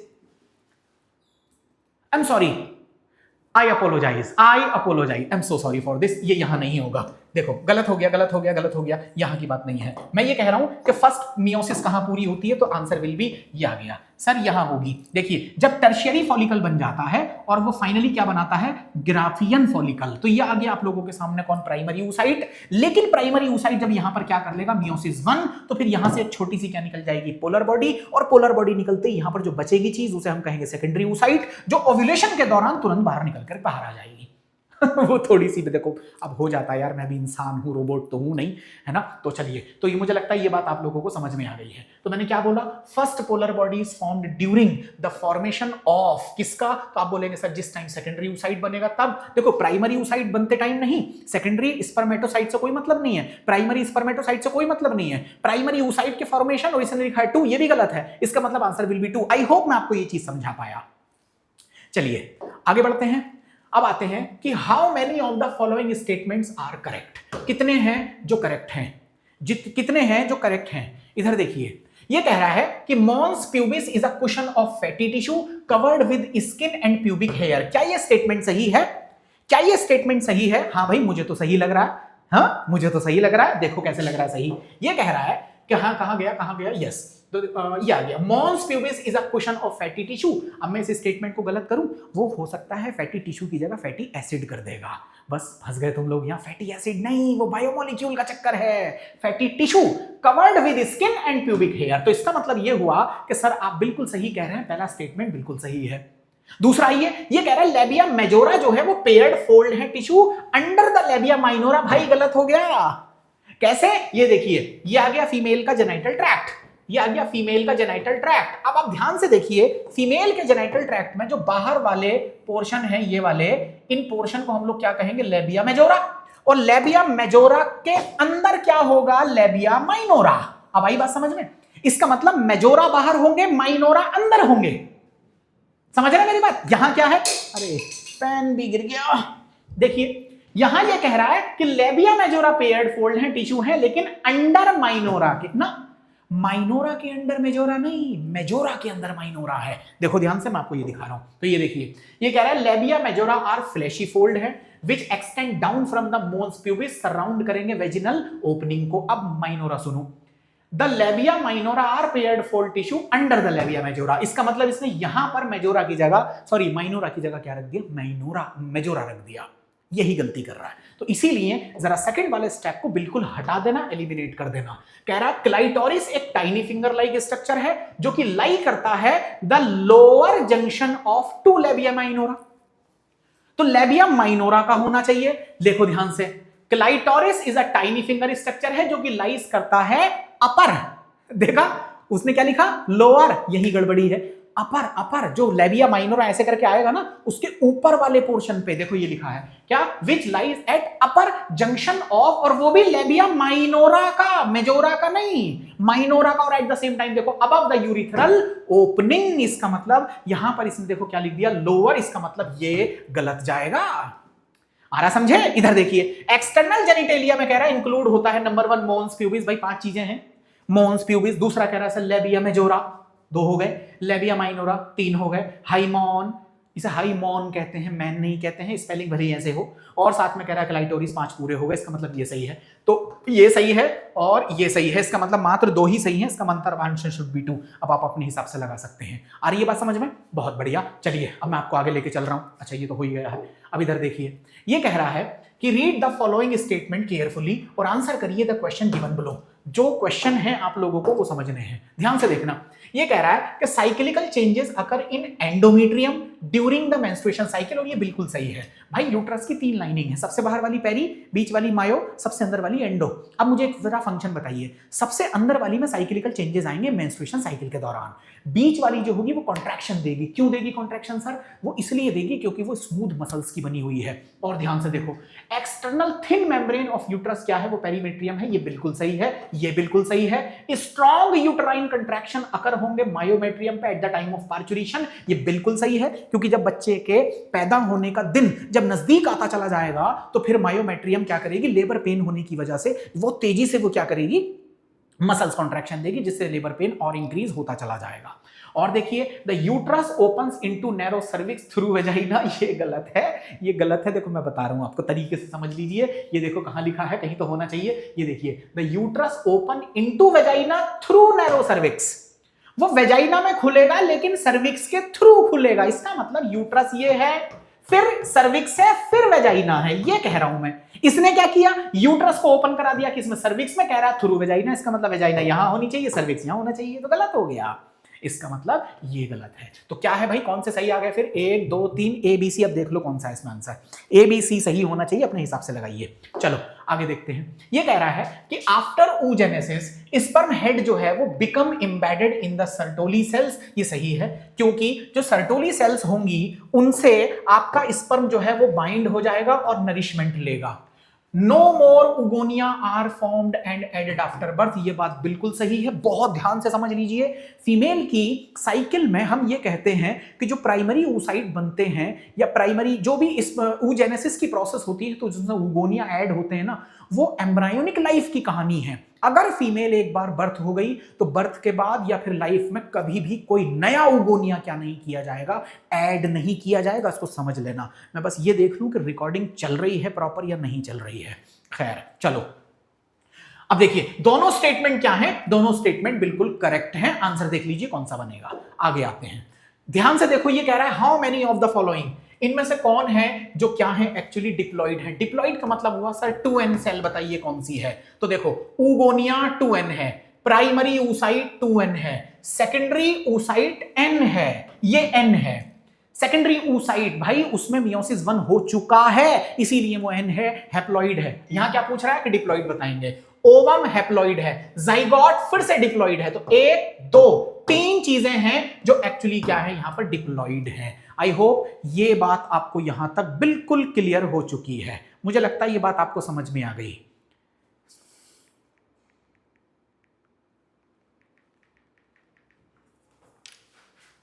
आ गई समझ में? बढ़िया, आगे बढ़ते हैं। इधर सेलेक्ट द इनकरेक्ट स्टेटमेंट। आइए, सेलेक्ट कह रहा है इनकरेक्ट स्टेटमेंट निकालिए।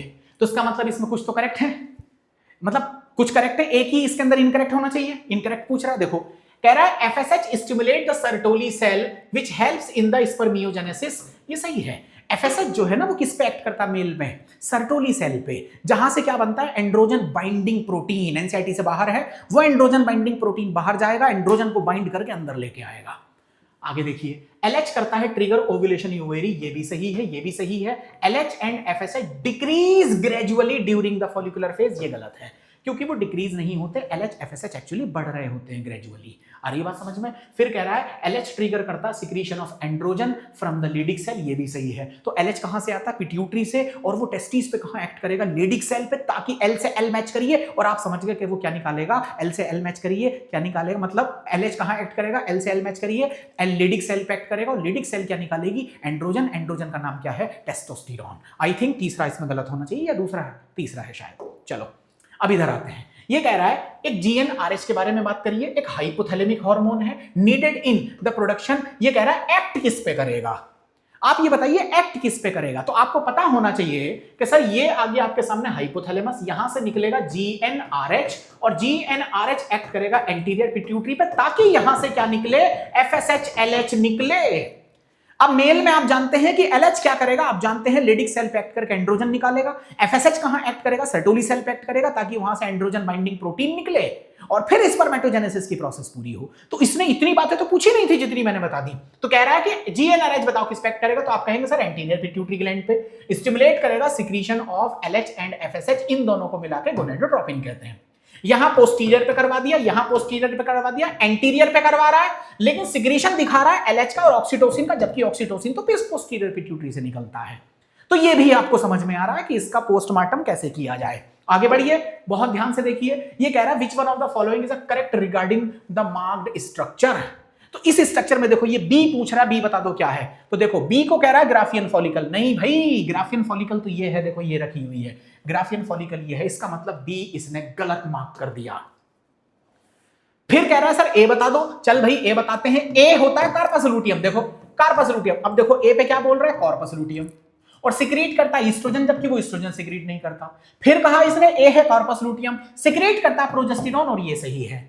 तीसरा कह रहा है बी को ग्राफियन फॉलिकल, जबकि वो गलत है। सी को कह रहा है प्राइमरी फॉलिकल। सी प्राइमरी फॉलिकल कैसे हो गया, प्राइमरी फॉलिकल तो यहां पड़ा हुआ है समवेयर, ये देखिए प्राइमरी फॉलिकल ये है। इसका मतलब आंसर शुड बी द 2। आया समझ में? ओवेरी का डायग्राम मैंने आपको रख के दिखाया है। और देखिए अब ये कह रहा है कि द सेलेक्ट करिए correct statement about the menstruation cycle.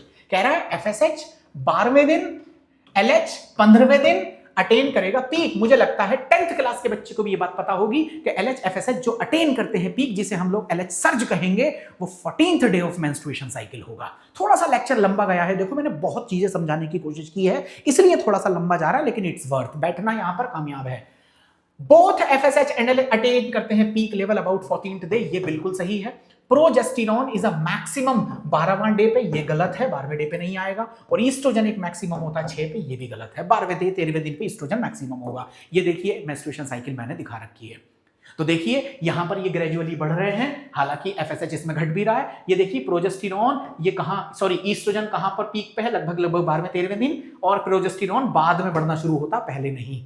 तो मुझे लगता है थोड़ी सी बात ये भी आपको समझ में आ रही है। आगे आइए, pregnancy test is done by the presence of, simple एक आंसर करो, HCG, ह्यूमन कोरियोनिक गोनेडोट्रोपिन। तो देखिए जब ब्लास्टोसिस्ट जाकर के किससे जुड़ जाता था, याद आ रहा है, एंडोमेट्रियम से, और इंप्लांटेशन हो जाता था, तो फिर होता ये था कि जो बाहर की ट्रोफोब्लास्ट सेल होती थी वो क्या रिलीज करने लग जाती थी, HCG, ताकि वो कॉर्पस लूटियम को मेंटेन करें। वो HCG कहां आ जाएगा, ब्लड में, ब्लड से आएगा यूरिन में, और यूरिन में हम लोग बायोटेक्नोलॉजी की मदद से कुछ ऐसी एंटीजन एंटीबॉडी इंटरेक्शन किट बनाएंगे कि इस फीमेल के यूरिन में अगर क्या होगा, HCG होगा, तो वो प्रेगा न्यूज की जो किट्स होती हैं उसमें तुरंत वो डबल पट्टी दे देगा, और हम क्या बोलेंगे कि मिठाई बंटवाइए क्योंकि हम प्रेग्नेंट हो चुके हैं, फीमेल है ये। खैर इतनी बात आपको समझ में आ गई है। चलिए अब आगे देखिए, सर्टोली सेल्स कह रहा है regulated by the pituitary hormone. तो सर्टोली सेल्स कौन से हार्मोन की वजह से रेगुलेट होती है, मैं आपको अभी अभी समझा चुका था, that will be your FSH।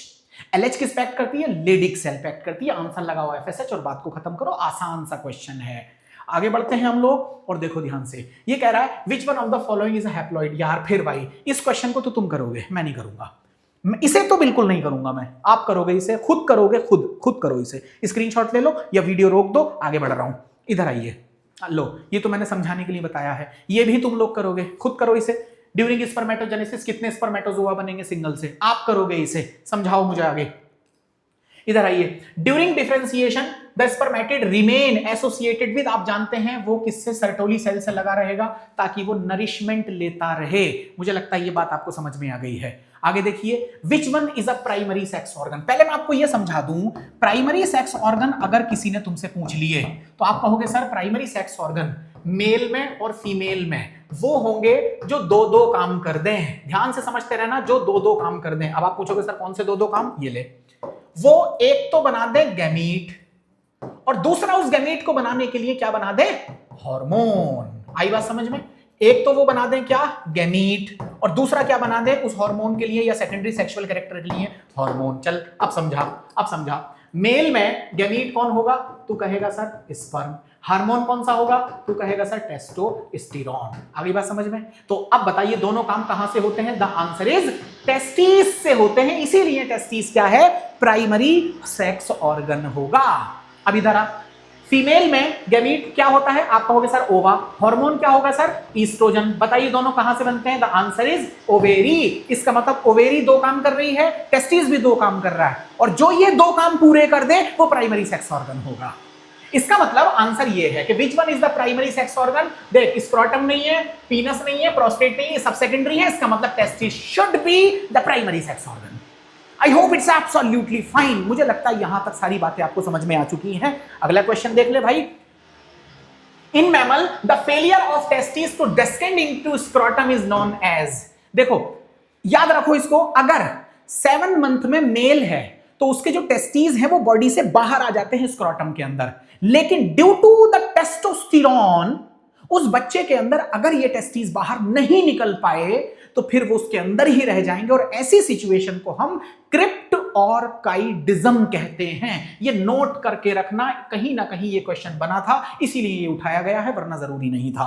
तो इसे हम क्या कहेंगे? क्रिप्ट ऑर्काइडिज्म। बच्चा एकदम स्टेराइल होगा, मतलब स्पर्म उसमें नहीं बनेंगे क्योंकि टेम्परेचर कंट्रोल नहीं हो पाएगा। आई होप यहां तक आप लोगों को ये बात समझ में आ गई है, और ये देखिए नाउ ये आ चुका है। Thank you. तो थैंक यू सो मच। मैं था आपके साथ आरिफ मोहम्मद, लखनऊ सेंटर से। अब मुझे नीचे प्लीज कमेंट में बता देना कि मैं और कितने चैप्टर पे इस तरह की सेम आपको गाइड करते हुए एनसीईआरटी की हिडन लाइंस लेकर के फिर तुम्हारे साथ में मैं क्या हो जाऊं, पेश हो जाऊं आपके सामने। तो अगर आपको चाहिए तो प्लीज मुझे एक बार कमेंट में बता देना, मैं फटाफट ऐसे ही कुछ अच्छे क्वेश्चन निकाल के फिर आपके सामने अवेलेबल हो जाऊंगा, छोटे टाइम में बड़ा धमाका करने के लिए। Thank you very much.